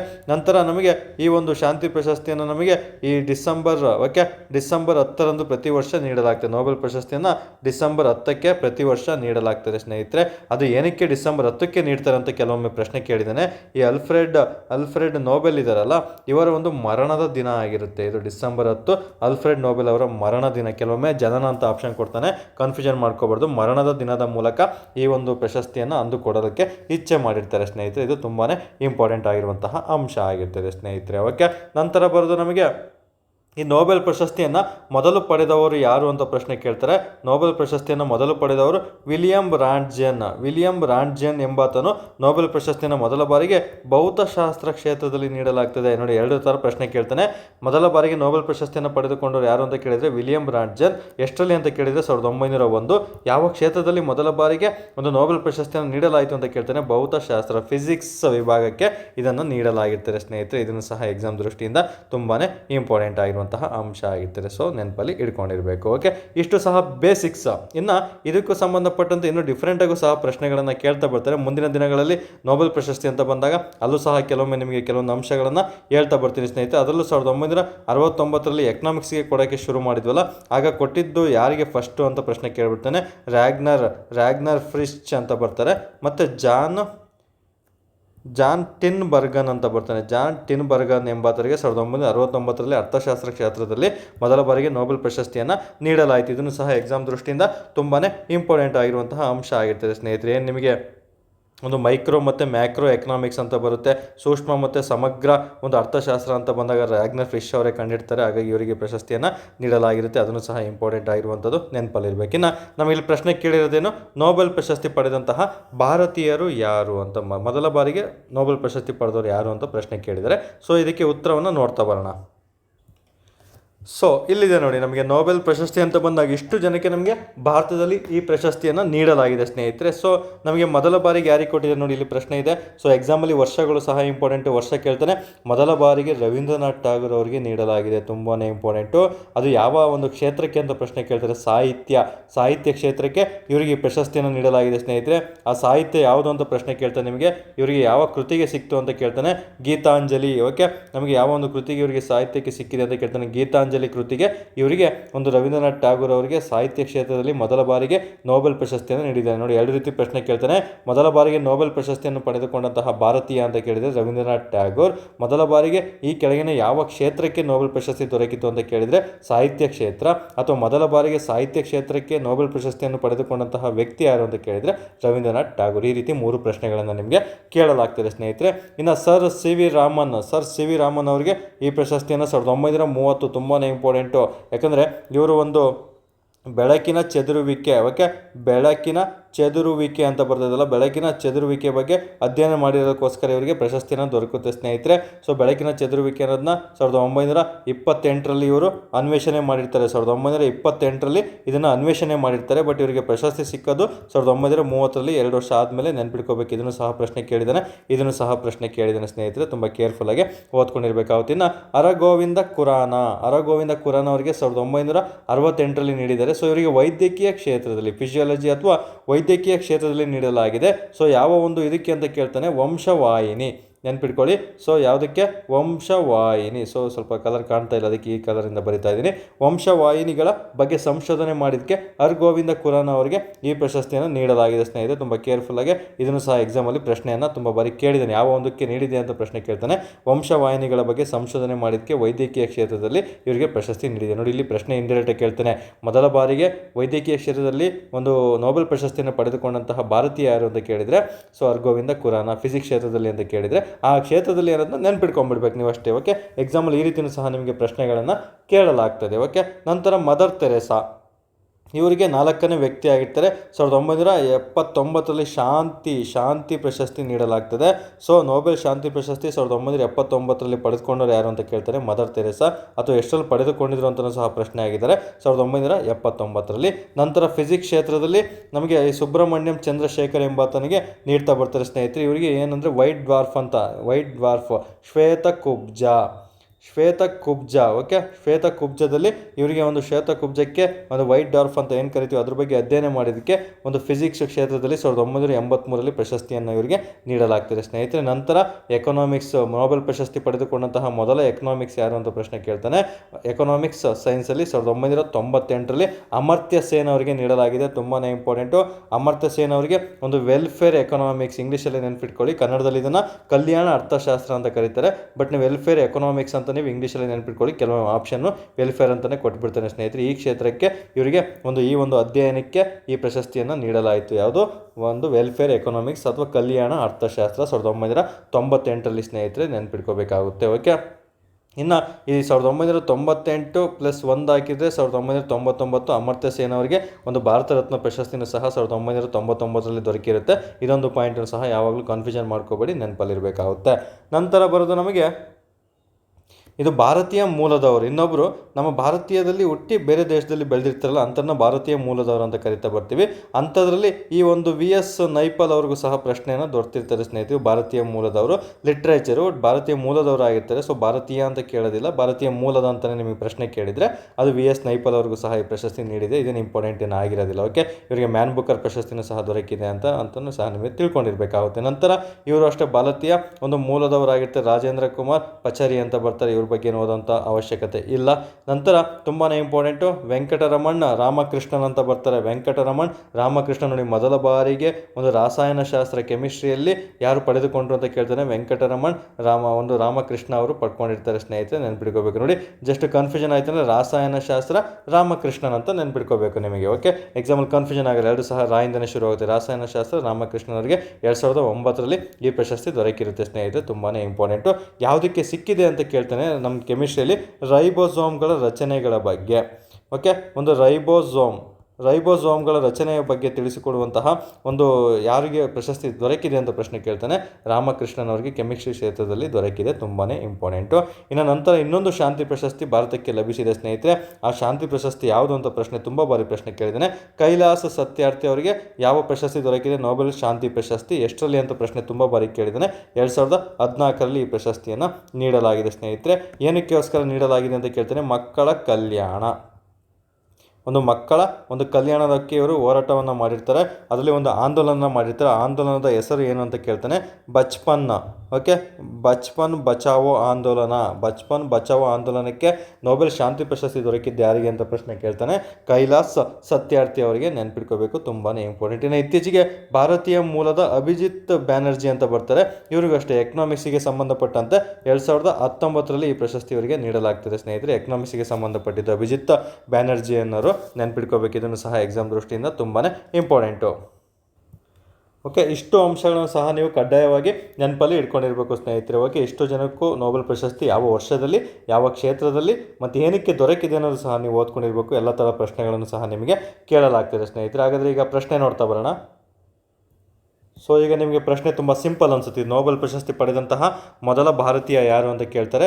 ಸೊ ರವೀಂದ್ರನಾಥ್ ಟ್ಯಾಗೋರ್, ಅಥವಾ ಸಾಹಿತ್ಯ ಕ್ಷೇತ್ರಕ್ಕೆ ಮೊದಲು ಸಿಕ್ಕಿದ್ದು ರವೀಂದ್ರನಾಥ್ ಟ್ಯಾಗೋರ್ ಅವ್ರಿಗೆ ಆಗ್ತಾರೆ. ಇನ್ನು ಮದರ್ ತೆರೇಸಾ ಅಂತ ಬಂದಾಗ ಶಾಂತಿ ಪ್ರಶಸ್ತಿ ಅವರಿಗೆ ದೊರಕಿದೆ ಅಂತಲೂ ಸಹ ನಿಮಗೆ ಹೇಳ್ತಾ ಬಂದೀನಿ ಸ್ನೇಹಿತರೆ. ಸೊ ನಂತರ ನಮಗೆ ಇನ್ನು ಸಿ.ವಿ. ರಾಮನ್ ಅಂತ ಬಂದಾಗ 1930ರಲ್ಲಿ ದೊರಕುತ್ತೆ ಫಿಸಿಕ್ಸ್ ಕ್ಷೇತ್ರದಲ್ಲಿ ಅಂತ ನೆನ್ಪಿಟ್ಕೋಬೇಕಾಗುತ್ತೆ. ಓಕೆ, ಬೇಸಿಕ್ಕಾಗಿ ನೋಬೆಲ್ ಅಂತ ಬಂದಾಗ ಇಷ್ಟು ನೆನ್ಪಿಟ್ಕೋಬೇಕು. ಇನ್ನು ಕರೆಂಟ್ ಅಫೇರ್ಸ್, ಈ ಥರ ಒಂದು ಪ್ರಶ್ನೆಗಳನ್ನು ನೀವು ಕರೆಂಟ್ ಅಫೇರ್ಸ್ ಕಡ್ಡಾಯವಾಗಿ ಓದಿರಲೇಬೇಕು. ಈಗ 2025ರಲ್ಲಿ ನೀವು ಡಿಸೆಂಬರ್ ಒಳಗೆ ಓದ್ತಾ ಇದ್ದರೆ 2024ರ ನೋಬೆಲ್ ಪ್ರಶಸ್ತಿ ಅವಾರ್ಡನ್ನು ಎಲ್ಲನೂ ಸಹ ಓದಿರಬೇಕು. ಯಾವ ಯಾವ ಕ್ಷೇತ್ರಕ್ಕೆ ಯಾವೆಲ್ಲ ವ್ಯಕ್ತಿಗಳಿಗೆ ಬಂದಿದ್ದಾರೆ, ಇದು ನಿಮಗೆ ಹೋಮ್ ವರ್ಕ್ ಆಗಿರ್ತದೆ ಸ್ನೇಹಿತರೆ. ಓಕೆ, ಇದೊಂದು ಸಹ ಹೋಮ್ ವರ್ಕ್ ಕೊಡ್ತಾ ಇದ್ದೀನಿ. 2024ರಲ್ಲಿ ಯಾವೆಲ್ಲ ವ್ಯಕ್ತಿಗಳಿಗೆ ನೋಬೆಲ್ ಪ್ರಶಸ್ತಿ ಯಾವ ಕ್ಷೇತ್ರಕ್ಕೆ ದೊರಕಿದೆ ಮತ್ತು ಯಾವ ಒಂದು ಟಾಪಿಕ್ಕಿಗೆ, ಯಾವ ಒಂದು ವಿಷಯಕ್ಕೆ ಅವರಿಗೆ ನೋಬೆಲ್ ಪ್ರಶಸ್ತಿ ದೊರಕಿದೆ ಅನ್ನೋದನ್ನ ನೀವು ಓದ್ಕೊಳ್ಳಿ. ಕಡ್ಡಾಯವಾಗಿ ಇಲ್ಲಿ ಪ್ರಶ್ನೆ 1 ಅಥವಾ 2 ಅಂಕಗಳನ್ನು ಎಲ್ಲ ಎಕ್ಸಾಮ್ಗಳಲ್ಲೂ ಕೇಳ್ತಾ ಬರ್ತಾನೆ. ಇದನ್ನು ಸಹ ಎಕ್ಸಾಮ್ ದೃಷ್ಟಿಯಿಂದ ತುಂಬಾ ಇಂಪಾರ್ಟೆಂಟ್ ಆಗಿರುವಂತಹ ಟಾಪಿಕ್ ಆಗಿರ್ತದೆ ಸ್ನೇಹಿತರೆ. ಇನ್ನು ಮುಂದಿನ ಪ್ರಶ್ನೆ, ನೆಕ್ಸ್ಟ್ ನಮಗೆ ಮೆಂಟಲ್ ಎಬಿಲಿಟಿ ಟಾಪಿಕ್. ಇದು ತುಂಬ ಸಿಂಪಲ್ ಆಗಿರುವಂತಹ ಒಂದು ಟಾಪಿಕ್ ಆಗಿರುತ್ತೆ. ಸೊ ಇಲ್ಲಿ ನಮಗೆ ಇಲ್ಲಿ ಎ ಅಂತ ಕೊಟ್ಟಿರ್ತಾನೆ ನೋಡಿ, 6A8 53 5A7 40 ಆದರೆ 6A9ಗೆ ಏನಾಗುತ್ತೆ, ಎಷ್ಟಾಗುತ್ತೆ ಅಂತ ಪ್ರಶ್ನೆ. ತುಂಬ ಸಿಂಪಲ್ ಆಗಿರುವಂಥ ಪ್ರಶ್ನೆ. ಇಲ್ಲಿ ಈ ಕಾನ್ಸೆಪ್ಟನ್ನು ಗೊತ್ತಿರಬೇಕು, ಇಲ್ಲಾಂದ್ರೆ ಎಕ್ಸಾಮಲ್ಲಿ ಏನು ಮಾಡ್ಬೇಕನ್ನೋದು ನಿಮಗೆ ಗೊತ್ತಾಗುತ್ತೆ. ಅವನು ಎ ಆದರೂ ಕೊಡಲಿ, ಬಿ ಆದರೂ ಕೊಡಲಿ, ಅಲ್ಲಿ ನೀವು ಇಂಟು ಮಾಡೋದನ್ನು ಕಲಿಬೇಕು, ಅಥವಾ ಯಾವ ರೀತಿಯಲ್ಲಿ ಕೊಟ್ಟಿದ್ದಾರೆ ಅನ್ನೋದ್ರ ಮೇಲೆ ಕಾನ್ಸೆಪ್ಟು ಹೋಗುತ್ತೆ, ಆಪ್ಷನ್ ಮೇಲೆ ಹೋಗ್ತಾ ಬರ್ತಾರೆ ಸ್ನೇಹಿತರೆ. ಇಫ್ ಇನ್ ಕೇಸು ಅವನಲ್ಲಿ ನಮಗೆ 6 + 8 ಆಯ್ತಂದರೆ 14 ಆಗಬೇಕಿತ್ತು. ಸೊ ಇಲ್ಲಿ ಪ್ಲಸ್ ಆಕಾರದಲ್ಲಿ ಕೊಟ್ಟಿಲ್ಲ ಸ್ನೇಹಿತರೆ, ಅವನು ನೆನ್ಪಿಟ್ಕೋಬೇಕಾಗುತ್ತೆ. ಇನ್ನು 6 - 8 ಮಾಡೋಕ್ಕೆ ಬರಲ್ಲ, ಇದನ್ನು ಸಹ ಕೊಟ್ಟಿಲ್ಲ ಅವನು. ಇನ್ನು 6/8 ಅಂತ ಬಂದಾಗ, ಸೊ ಇಲ್ಲಿ ನಮಗೆ 2ರಿಂದ 3 4 ಹೋದರೆ ಮತ್ತು 3/4 ಅಂತ ಬರಬೇಕು, ಬಂದಿಲ್ಲ, ಕೊಟ್ಟಿಲ್ಲ. ಸೊ 6 × 8 ಏನಾದರೂ ಕೊಟ್ಟಿದ್ದಾನೆ, 8 ಆರ್ಲ 48 ಅಂತ ಬರುತ್ತೆ. ಸೊ 48ಕ್ಕೆ ನಿಯರ್ ಏನಾದರೂ ಇದೆಯಾ ಇದು ಅನ್ನೋದನ್ನ ಗೆಸ್ ಮಾಡಬೇಕಾಗುತ್ತೆ. ಎಸ್, 48ಕ್ಕೆ ನಿಯರ್ ಇದೆ. ಹೆಂಗೆ ನಿಯರ್ ಇದೆ, ಅದಕ್ಕೆ ಏನಾದರೂ ಆಡ್ ಮಾಡಿದರೆ ಅಥವಾ ಮೈನಸ್ ಮಾಡಿ, 48ಕ್ಕೆ ಏನಾದರೂ ಮೈನಸ್ ಮಾಡಿದರೆ 53 ಬರುತ್ತಾ, ಬರಲ್ಲ. ಖಂಡಿತ ಅದಕ್ಕೆ ಪ್ಲಸ್ ಮಾಡಿದ್ರೇ 53 ಬರೋದು. ಎಷ್ಟು ಪ್ಲಸ್ ಮಾಡಬೇಕಾಗುತ್ತೆ, 4 ಹಾಕಿದರೆ 5 ಹಾಕಬೇಕು. ಓಕೆ, 48ಕ್ಕೆ 5 ಹಾಕಿದರೆ ಎಷ್ಟಾಯಿತು, ನಮಗೆ 53 ಸಿಗ್ತಾ ಬರ್ತದೆ ಸ್ನೇಹಿತರೆ. ಸೊ ಇಲ್ಲಿ ನಮಗೆ ಇಲ್ಲಿ ಏನು ಟ್ರಿಕ್ ಕೊಟ್ಟಿದ್ದಾನೆ, 5ಅನ್ನು ಆಡ್ ಮಾಡಬೇಕು ಇಂಟು ಮಾಡಿ ಅನ್ನೋ ಒಂದು ಟ್ರಿಕ್ಕನ್ನು ಇಂಡೈರೆಕ್ಟಾಗಿ ನಂಬರ್ ಸೀರೀಸ್ ಥರನೇ ಬೇರೆ ಥರ ಪ್ರಾಬ್ಲಮನ್ನು ಇಲ್ಲಿ ಕೊಟ್ಟಿದ್ದಾನೆ ಸ್ನೇಹಿತರೆ. ಸೊ ಈಸಿಯಾಗಿ ನೀವು ಉತ್ತರ ವಿಡಿಯೋನ ಪಾಸ್ ಮಾಡಿ ಉತ್ತರ ಗಮನಿಸಬೇಕೀಗ. ಓಕೆ, ಹಾಗಾದ್ರೆ ಎಲ್ಲದಕ್ಕೂ ಅದೇ ರೀತಿಯೇ ಕೊಟ್ಟಿರ್ತಾನೆ ಅವನು. ಒಂದಕ್ಕೆ ಆ ರೀತಿ ಕೊಟ್ಟಿದ್ದಾನೆ ಅಂದರೆ ಎರಡನೇದಕ್ಕೂ ಖಂಡಿತ ಅದೇ ರೀತಿಯೇ ಇರುತ್ತೆ. ಅದಿಲ್ಲ ಅಂದರೆ ಬೇರೆ ನೀವು ಈ 4 ಮೆಥಡನ್ನು ಫಸ್ಟ್ ಥಿಂಕ್ ಮಾಡ್ತಾ ಬರಬೇಕು. ಆ ಮೆಥಡ್ ಬಂದಿಲ್ಲ ಅಂದರೆ ಈ ಮೆಥಡ್ನ ಎಕ್ಸಿಕ್ಯೂಟ್ ಮಾಡಬೇಕು. 7 5 ಎಷ್ಟು, 35 ಆಯಿತು. ಸೊ +5 ಮಾಡಿದರೆ ಎಷ್ಟಾಯಿತು, 40 ಆಯಿತು ಸ್ನೇಹಿತರೆ. ತುಂಬ ಸಿಂಪಲ್ ಆಗಿರುವಂಥ ಟಾಪಿಕ್ ಆಗಿರುತ್ತೆ. ಇನ್ನು 6 9 ಎಷ್ಟಾಯಿತು, 54 ಆಯಿತು. ಇದಕ್ಕೆ ಎಷ್ಟು ಆಡ್ ಮಾಡಬೇಕು, 5 ಆಡ್ ಮಾಡಿದರೆ ಸರಿ ಉತ್ತರ ಎಷ್ಟು, 59 ಆಗಿರುತ್ತೆ. ನೋಡಿ, ಎರಡನೇ ಆಪ್ಷನು 59. ನೋಡಿ, ಅವರು ಬುದ್ಧಿವಂತರು, ಆಪ್ಷನ್ ಫಸ್ಟ್ 54 ಕೊಟ್ಬಿಡ್ತಾರೆ. ಯಾಕೆ ಅಂದರೆ ಓಕೆ, 6 9 ಎಷ್ಟಾಗುತ್ತೆ, ನಮಗೆ 54 ಆಗಿರುತ್ತೆ. ಸೊ ಎಲ್ಲರೂ ಆಲ್ಮೋಸ್ಟ್ ಎಕ್ಸಾಮ್ ಗಡಿಬಿಡಿಯಿಂದ ಇದನ್ನೇ ಚೆಕ್ ಮಾಡಿಬಿಡ್ತಾರೆ. ಸೊ ಆ ರೀತಿ ಮಾಡಬಾರ್ದು. ಇಲ್ಲಿ 3 ಏನು ಬಂದಿದೆ ಅದ್ರ ಪ್ರಕಾರನೇ ಹೋಗಬೇಕು. ಇಲ್ಲಿ ಸರಿ ಉತ್ತರ 59 ಆಗಿರ್ತದೆ ಸ್ನೇಹಿತರೆ. ಸರಿ ಉತ್ತರ ಬಿ ಆಗಿರುತ್ತೆ, ನೆನ್ಪಿಟ್ಕೋಬೇಕು. ಈ ಥರ ತುಂಬ ಸಿಂಪಲ್ ಮೆಂಟಲಿಬಿಟಿ ಟಾಪಿಕ್ಕು ನೀವು ಅರ್ಥ ಮಾಡ್ಕೊಂಡು ಓದ್ಬಿಟ್ರೆ ತುಂಬ ಸಿಂಪಲ್ ಆಗಿರುತ್ತೆ. ಬಟ್ ಕೆಲವೊಂದು ಟ್ರಿಕ್ಕಿಯಾಗಿ ಕೇಳ್ತಾ ಬರ್ತಾನೆ. ಅಂಥ ಪ್ರಶ್ನೆಗಳು ಮುಂದಿನ ದಿನಗಳಲ್ಲಿ ತಿಳಿಸ್ತೀನಿ ಯಾವ ರೀತಿ ನೀವು ಓದ್ಕೋಬೇಕಂತ. ಅದ್ರ ಬಗ್ಗೆ ಬೇಕಾಗಿಲ್ಲ ನಿಮಗೆ. ಓಕೆ, ಅಬ್ದಿ ಅಕಾಡೆಮಿ ಇರೋದೇ ಒಂದು ಪೊಲೀಸ್ ಕಾನ್ಸ್ಟೇಬಲ್ ತಯಾರಿಗೆ ಆದಷ್ಟು ಬೇಗ ತುಂಬ ಸುಲಭವಾಗಿ ನಿಮಗೆ ಕ್ಲಿಯರ್ ಮಾಡಿಸ್ಬೇಕು. ಆ ಉದ್ದೇಶದಿಂದನೇ ನಮ್ಮೊಂದು ಚಾನಲ್ ಮುಂದೆ ಹೋಗ್ತಾ ಇದೆ ಸ್ನೇಹಿತರೆ. ಅದ್ರ ಬಗ್ಗೆ ಬೇಕಿಲ್ಲ ನಿಮಗೆ. ಓಕೆ, ಮುಂದಿನ ಪ್ರಶ್ನೆ ನೋಡ್ತಾ ಬರೋಣ. ಸೊ ಆಲ್ರೆಡಿ ಹೇಳಿದಾಗೆ ಲಾಸ್ಟ್ 2 ಪ್ರಶ್ನೆಗಳು, ಒಂದು ಮೆಂಟಲಿಟಿಗೆ ಸಂಬಂಧಪಟ್ಟಂತೆ, ಇನ್ನೊಂದು ಕಂಪ್ಯೂಟರ್ಗೆ ಸಂಬಂಧಪಟ್ಟಂತೆ ಪ್ರಶ್ನೆ ಆಗಿರುತ್ತೆ. ಸೊ ಮೊದಲನೇ ವಿಡಿಯೋದಲ್ಲಿ ಪಾರ್ಟ್ 1 ವಿಡಿಯೋದಲ್ಲಿ ಏನು ಹೇಳಿದೆ, ಇನ್ಪುಟ್ ಡಿವೈಸ್ ಯಾವುದು ಅಂತ ಕೇಳಿದೆ. ಪಾರ್ಟ್ 2 ವಿಡಿಯೋದಲ್ಲಿ ನಿಮಗೆ ಔಟ್ಪುಟ್ ಡಿವೈಸ್ ಯಾವುದು ಅಂತ ಕೇಳಿದೆ. ಸೊ ಇದು ಪಾರ್ಟ್ 3 ವಿಡಿಯೋ. ಇಲ್ಲಿ ನಿಮಗೆ ಇನ್ಪುಟ್ ಕಮ್ ಔಟ್ಪುಟ್ ಡಿವೈಸ್ ಯಾವುದು ಅಂತ ಪ್ರಶ್ನೆ ಕೇಳ್ತಾ ಬಂದಿದ್ದೀನಿ. So input cum output device ಯಾವುದು ಅಂತ ಪ್ರಶ್ನೆ ಕೇಳ್ತಾ ಬಂದಿದ್ದೀನಿ. ಸೊ ಇಲ್ಲಿ ಈ ಕೊಟ್ಟಿರೋ 4 ಆಯ್ಕೆಗಳಲ್ಲಿ ಯಾವುದು ಇನ್ಪುಟ್ ಕಮ್ ಔಟ್ಪುಟ್ ಡಿವೈಸ್ ಆಗಿದೆ, ಇನ್ಪುಟ್ ಕಮ್ ಔಟ್ಪುಟ್ ಡಿವೈಸ್ ಆಗಿದೆ ಅಂತ ಪ್ರಶ್ನೆ ಕೇಳ್ತಾ ಬಂದಿದ್ದಾನೆ. ಸೊ ಇನ್ಪುಟ್ ಆಗಿರುತ್ತೆ, ಔಟ್ಪುಟ್ ಆಗು ಯಾವುದು ಕಾರ್ಯನಿರ್ವಹಿಸುತ್ತೆ ಅಂತ ಪ್ರಶ್ನೆ ಕೇಳಿದೆ. ನಿಮಗೆ ಆಲ್ರೆಡಿ ಒಂದು ಡಯಾಗ್ರಾಮ್ ಹಾಕಿ ಎಕ್ಸ್ಪ್ಲೇನ್ ಮಾಡಿದ್ದೆ ನಿಮಗೆ. ಸೊ ಇಲ್ಲಿದೆ ನೋಡಿ, ತುಂಬ ಸಿಂಪಲ್ ಆಗಿರುವಂತಹ ಅಂಶ. ನಿಮಗೆ already input cum output device ಯಾವುದಂತಲೂ ಸಹ ನಿಮಗೆ ಮಾಹಿತಿಯನ್ನು ತಿಳಿಸ್ಕೊಟ್ಟಿದ್ದೆ. ಓಕೆ, ಸೊ ಇಲ್ಲಿ ನೀವು ಉತ್ತರವನ್ನು ಗೆಸ್ ಮಾಡಿದಾಗ ನೋಡಿ, ಇವೆಲ್ಲ ಇನ್ಪುಟ್ ಡಿವೈಸ್ ಅಂತ ಹೇಳಿದ್ದೀನಿ. ಸೊ ಇದು ಔಟ್ಪುಟ್ ಡಿವೈಸ್ಗಳಂತ ಇವೆಲ್ಲನೂ ಸಹ ನಿಮಗೆ ತಿಳಿಸ್ಕೊಟ್ಟಿದ್ದೀನಿ. ಇವೆಲ್ಲ ಇನ್ಪುಟ್ ಡಿವೈಸ್ ಅಂತ ಹೇಳಿದ್ದೀನಿ. ಇಲ್ಲಿ ಸೆಂಟ್ರಲ್ಲಿ ಇವೆರಡರಲ್ಲೂ ಸಹ ಮೆರ್ಜ್ ಆಗಿ ನೋಡಿ, ವೆನ್ ನಕ್ಷೆ ಮೂಲಕ ತಿಳಿಸ್ಕೊಟ್ಟಿದ್ದೀನಿ. ಸೊ ಇಲ್ಲಿ ಇದರಲ್ಲಿ ಯಾವುದಿದೆ ಇವೆಲ್ಲ ಇನ್ಪುಟ್ ಆಗಿರುತ್ತೆ, ಔಟ್ಪುಟ್ ಆಗಿಯೂ ಸಹ ಕಾರ್ಯನಿರ್ವಹಿಸುತ್ತದೆ. Digital camera, pen drive, touch screen, web cam, CD DVD, fax, modem ಇವೆಲ್ಲ ಇನ್ಪುಟ್ ಆಗಿಯೂ ಕಾರ್ಯನಿರ್ವಹಿಸುತ್ತದೆ, ಔಟ್ಪುಟ್ ಆಗಿಯೂ ಕಾರ್ಯನಿರ್ವಹಿಸುತ್ತದೆ ಅಂತ ಪಾರ್ಟ್ 1 ಪಾರ್ಟ್ 2 ವಿಡಿಯೋದಲ್ಲಿ ನಿಮಗೆ ತಿಳಿಸ್ಕೊಟ್ಟಿದೆ ಸ್ನೇಹಿತರೆ. ಈಗ ತುಂಬ ಸಿಂಪಲ್ ಉತ್ತರ ನೋಡ್ತಾ ಬರೋಣ. ಓಕೆ. ಹೀಗಾದರೆ ಹೇಳ್ದಾಗೆ ನಿಮಗೆ ಕೀಬೋರ್ಡ್ ಆಲ್ರೆಡಿ ಕೈಯಲ್ಲಿ ನಾವೇ ಒಂದು ಟಚ್ ಮಾಡಿ ಅದನ್ನು ಫೀಲ್ ಮಾಡೋದ್ರಿಂದ ಇದೊಂದು ಇನ್ಪುಟ್. ನನಗೆ ಹೇಳಿದ ಇನ್ಪುಟ್ ಅಂದರೆ ಟಚ್ ಮಾಡಿ ಫೀಲ್ ಮಾಡೋದು, ಔಟ್ಪುಟ್ ಅಂದರೆ ನಮ್ಮ ಕಣ್ಣಿಗೆ ಹಾಗೆ ಕಾಣ್ತಾ ಇರೋದು. ಇನ್ನು ಸ್ಪೀಕರ್ಸ್ ಇದೇ ನಾವು ಟಚ್ ಮಾಡೋದು ಬೇಕಿಲ್ಲ, ಅದ್ರ ಪಾಡಿಗೆ ನಮ್ಮ ಕಿವಿ ಕೇಳಿಸ್ತಾ ಇರುತ್ತೆ. ಓಕೆ, ಹಾಗಾದ್ರೆ ಇದನ್ನು ಸಹ ಔಟ್ಪುಟ್ ಡಿವೈಸ್ಗೆ ಉದಾಹರಣೆ ಆಗಿರುತ್ತೆ. ಕೀಬೋರ್ಡ್ ನಾವು ಟಚ್ ಮಾಡೋದ್ರಿಂದ ಇನ್ಪುಟ್ ಡಿವೈಸ್ಗೆ ಉದಾಹರಣೆ ಆಗಿರುತ್ತೆ. ಇನ್ನು ಮಾಡೆಮ್, ಈಗ ಆಲ್ರೆಡಿ ಹೇಳಿದ್ದೀನಿ, ಮಾಡೆಮ್ ಇನ್ಪುಟ್ ಮತ್ತು ಔಟ್ಪುಟ್ ಎರಡೂ ಸಹ ಕಾರ್ಯನಿರ್ವಹಿಸಿದೆ. ಇನ್ನು ಲೇಸರ್ ಪ್ರಿಂಟರ್ ಇದನ್ನು ಟಚ್ ಮಾಡೋದಿಲ್ಲ, ಅದ್ರ ಪಾಡಿಗೆ ಅದು ನಾವು ಏನು ಪ್ರಿಂಟ್ ಕೊಡ್ತೀವಿ ಅದನ್ನು ಪ್ರಿಂಟ್ ಕೊಡ್ತಾರೆ ಸ್ನೇಹಿತರೆ. ಇದನ್ನು ಸಹ ಔಟ್ಪುಟ್ ಡಿವೈಸ್ ಆಗಿರ್ತದೆ. ಹಾಗಾದರೆ ಇವೆರಡು ಇನ್ಪುಟ್ ಮತ್ತು ಇದೊಂದು ಔಟ್ಪುಟ್ ಆಗಿರೋದ್ರಿಂದ ಇಲ್ಲಿ ಆಪ್ಷನ್ ಮಿಕ್ಕಿದ್ದು ಮಾಡೆಮ್ ಆಗಿರುತ್ತೆ. ಇದು input. Okay, input cum output device ಯಾವುದು ಅಂತ ಕೇಳಿದರೆ ಮಾಡೆಮ್ ಆಗಿರುತ್ತೆ. ನೆನ್ಪಿಟ್ಕೋಬೇಕಿದೆ, ತುಂಬ ಬಾರಿ ಎಕ್ಸಾಮಲ್ಲಿ ಪ್ರಶ್ನೆ ಕೇಳಿದ್ದಾನೆ ಸ್ನೇಹಿತರೆ. ಇನ್ನು ಮಾಡೆಮ್ ಅಂತ ಬಂದಾಗ ಫುಲ್ ಫಾರ್ಮ್ ಪ್ರಶ್ನೆ ಕೇಳ್ತಾನೆ. ಮಾಡೆಮ್ ಅಂದರೆ ಫುಲ್ ಫಾರ್ಮ್ ಏನು ಅಂತ. ಮಾಡೆಮ್ ಅಂತ ಬಂದಾಗ ನಮಗೆ ಮಾಡ್ಯುಲೇಟರ್. ಓಕೆ, ಮಾಡ್ಯುಲೇಟರ್ ಅಂದು ಡಿಮಾಡ್ಯುಲೇಟರ್ ತುಂಬಾ ಇಂಪಾರ್ಟೆಂಟು. ಮಾಡೆಮ್ ಯಾವ ರೀತಿ ಕಾರ್ಯನಿರ್ವಹಿಸುತ್ತೆ ಅಂತ ಪ್ರಶ್ನೆ ಕೇಳ್ತಾನೆ. ಮಾಡ್ಯುಲೇಟರ್ ಅಂದು ಡಿಮಾಡ್ಯುಲೇಟರ್ ಆಗಿರ್ತದೆ, ನೆನ್ಪಿಟ್ಕೋಬೇಕು. ಮಾಡ್ಯುಲೇಟರ್ ಅಂದು ಡಿಮಾಡ್ಯುಲೇಟರ್ ಮಾಡೆಮ್ನ ಒಂದು ಫುಲ್ ಫಾರ್ಮ್ ಆಗಿರ್ತದೆ ಸ್ನೇಹಿತರೆ. ತುಂಬಾ ಎಕ್ಸಾಮ್ ದೃಷ್ಟಿಯಿಂದ ತುಂಬ ಬಾರಿ ಪ್ರಶ್ನೆ ಕೇಳಿದ್ದೇನೆ. ಓಕೆ, ಇದೊಂದೇನು ನಮಗೆ ಕಂಪ್ಯೂಟರ್ ನೆಟ್ವರ್ಕಿಂಗ್ ಮತ್ತು ಡೇಟಾ ಕಮ್ಯುನಿಕೇಷನ್ಗೋಸ್ಕರ ಯೂಸ್ ಮಾಡಿರ್ತೀವಿ ಮಾಡೆಮನ್ನು. ಮುಂದೆ ಕಂಪ್ಯೂಟರ್ ಅಂತ ಬಂದಾಗ, ನೆಟ್ವರ್ಕ್ ಅಂತ ಬಂದಾಗ ಅಲ್ಲಿ ಮಾಹಿತಿಗಳನ್ನು ತಿಳಿಸ್ಕೊಡ್ತಾ ಬರ್ತೀನಿ. ಸದ್ಯಕ್ಕೆ ಮಾಡೆಮ್ ಇಲ್ಲಿ ಸರಿ ಉತ್ತರ ಆಗಿರ್ತಾರೆ ಸ್ನೇಹಿತರೆ. ಓಕೆ, ಇನ್ನು ನಂತರ ಇಂದಿನ ಕ್ಲಾಸ್ ಇಷ್ಟ ಆಗ್ತಾ ಬರುತ್ತೆ. ಇನ್ನು ಮುಂದಿನ ಕ್ಲಾಸ್ಗಳಲ್ಲಿ ನಾನು ಒಂದಿನ ಕರೆಂಟ್ ಅಫೇರ್ಸ್, ಒಂದಿನ ನಿಮಗೆ ಸಬ್ಜೆಕ್ಟನ್ನು ಹೇಳ್ತಾ ಬರ್ತೀನಿ. ವರ್ಲ್ಡ್ ಕ್ವೆಶ್ಚನ್ ಪೇಪರ್ ಅಂತ ಹೇಳಿದ್ದೆ. ತುಂಬ ಅಭ್ಯರ್ಥಿಗಳು ಆಲ್ಮೋಸ್ಟ್ ವಾಟ್ಸಪ್ಪಲ್ಲಿ ಮೆಸೇಜ್ ಮಾಡಿ ತಿಳಿಸ್ಕೊಟ್ಟಿರೋದ್ರಿಂದ ಏನಂತ ಹೇಳ್ತೀನಿ ಅಂದರೆ, ಈ ಒಂದು 6 ಕ್ವಶನ್ ಆದಮೇಲೆ 1 ಅಥವಾ 2 ಕ್ವಶನ್ಗಳನ್ನು ಅದರಲ್ಲೇ ಕರೆಂಟ್ ಅಫೇರ್ಸನ್ನು ಸೇರಿಸಿ 8 ಅಥವಾ 10 ಕ್ವಶನ್ಗಳನ್ನು ಮಾಡಿಕೊಡಿ ಅಂತ ಹೇಳಿದರೆ ಖಂಡಿತ ನಾವಿರೋದೇ ನಿಮಗೋಸ್ಕರ. ನೀವೇನು ಹೇಳ್ತೀರೋ ಅದನ್ನು ಅಪ್ಡೇಟ್ ಮಾಡ್ಕೊಳ್ತಾ ಬರ್ತೀನಿ. ಅಂದರೆ ನಮಗದು ವ್ಯಾಲಿಡ್ ಅನಿಸ್ಬೇಕು ಅಂತ ಪಾಯಿಂಟನ್ನು ತೊಗೊಂಡು ಅಪ್ಡೇಟ್ ಮಾಡ್ಕೊಳ್ತಾ ಬರ್ತೀನಿ ಸ್ನೇಹಿತರೆ. ಓಕೆ, ಯಾರೆಲ್ಲ ಒಂದು ಟೆಲಿಗ್ರಾಮ್ ಚಾನಲ್ಗೆ ಜಾಯ್ನ್ ಆಗಿಲ್ಲ ದಯವಿಟ್ಟು ಜಾಯ್ನ್ ಆಗ್ತಾ ಬನ್ನಿ. ಇನ್ನು ಇನ್ ಕೇಸ್ ಟೆಲಿಗ್ರಾಮ್ ಚಾನಲ್ ನಿಮಗೆ ಸಿಕ್ಕಿಲ್ಲ ಅಂದರೆ ಕಮೆಂಟ್ ಬಾಕ್ಸಲ್ಲಿ ಲಿಂಕ್ ಹಾಕಿರ್ತೀನಿ. ಆ ಲಿಂಕ್ ಮೂಲಕ ನೀವು ಕ್ಲಿಕ್ ಮಾಡಿದರೆ ಡೈರೆಕ್ಟ್ ಟೆಲಿಗ್ರಾಮ್ಗೆ ಬರ್ತೀರಾ ಸ್ನೇಹಿತರೆ. ಟೆಲಿಗ್ರಾಮ್ ಲಿಂಕ್ ಸಿಕ್ಕಿಲ್ಲ ಅಂದರೆ ಈ 8618631540 ನಂಬರ್ಗೆ ಒಂದು ವಾಟ್ಸಪ್ ಅಥವಾ ಟೆಲಿಗ್ರಾಮಲ್ಲಿ ಮೆಸೇಜ್ ಹಾಕಿ ಲಿಂಕ್ ಕಳಿಸಿ ಅಂತ ಖಂಡಿತ ಕಳಿಸ್ಕೊಡ್ತಾ ಬರ್ತೀನಿ ಸ್ನೇಹಿತರೆ. ಅದರ ಜೊತೆಗೆ ದಯವಿಟ್ಟು ವಿಡಿಯೋ ಇಷ್ಟ ಆಗಿದ್ರೆ ಲೈಕನ್ನು ಮಾಡ್ತಾ ಬನ್ನಿ. ತುಂಬ ಇಷ್ಟ ಆಯ್ತು ಅಂದರೆ ಒಂದು ಕಮೆಂಟನ್ನು ಮಾಡ್ತಾ ಬನ್ನಿ, ಯಾವ ರೀತಿ ವಿಡಿಯೋ ಇಷ್ಟ ಆಯಿತು ಅಂತ. ಇನ್ನೂ ತುಂಬ ಇಷ್ಟ ಆಯ್ತು ಅಂದರೆ ದಯವಿಟ್ಟು ನಿಮ್ಮ ಫ್ರೆಂಡ್ಸ್ಗಳಿಗೆ ಇದನ್ನು ಶೇರ್ ಮಾಡ್ತಾ ಬನ್ನಿ ಸ್ನೇಹಿತರೆ. ನಿಮ್ಮ ಒಂದು ಲೈಕು, ನಿಮ್ಮ ಒಂದು ಕಮೆಂಟು, ನಿಮ್ಮ ಒಂದು ಶೇರು ನಮಗೆ ನೀವು ಕೊಡುವಂತಹ ಒಂದು ಗುರುದಕ್ಷಿಣೆ ಆಗಿರುತ್ತೆ. ದಯವಿಟ್ಟು ಈ ರೀತಿಯನ್ನು ಮಾಡ್ಕೊಳ್ತಾ ಬರಬೇಕಾಗುತ್ತೆ. ಇಷ್ಟು ಹೇಳ್ತಾ ಈ ಒಂದು ಕ್ಲಾಸಸ್ಸನ್ನು ಮುಗಿಸ್ತಾ ಇದ್ದೀನಿ. ಚೆನ್ನಾಗಿ ಓದ್ಕೊಳ್ಳಿ. ಪೊಲೀಸ್ ಕಾನ್ಸ್ಟೇಬಲ್ಗೆ ಏನು ಬೇಕು ಅದ್ರ ಬಗ್ಗೆ ವರಿ ಬಿಟ್ಬಿಡಿ. ಅಬ್ದಿ ಅಕಾಡೆಮಿ ಇರೋವರೆಗೂ ನೀವು ಪೊಲೀಸ್ ಕಾನ್ಸ್ಟೇಬಲ್ ಬಗ್ಗೆ ವರಿ ಬಿಟ್ಬಿಡಿ. ನಾವೇನು ಹೇಳ್ತೀವಿ ಅದು ನೀಟಾಗಿ, ಏನು ಹೋಮ್ವರ್ಕ್ ಕೊಟ್ಟಿರ್ತೀನಿ, ಏನಿಲ್ಲ ಕಾನ್ಸೆಪ್ಟನ್ನು ಹೇಳ್ತಾ ಇದ್ದೀನಿ, ಎಲ್ಲನೂ ಸಹ ನೀವು ನೀಟಾಗಿ ಓದ್ಕೊಳ್ತಾ ಬರಬೇಕಾಗುತ್ತೆ ಸ್ನೇಹಿತರೆ. ಇಷ್ಟು ಹೇಳ್ತೇವೆ, ಒಂದು ಕ್ಲಾಸಸ್ಸನ್ನು ಮುಗಿಸ್ತಾ ಇದ್ದೀನಿ. ಧನ್ಯವಾದಗಳು.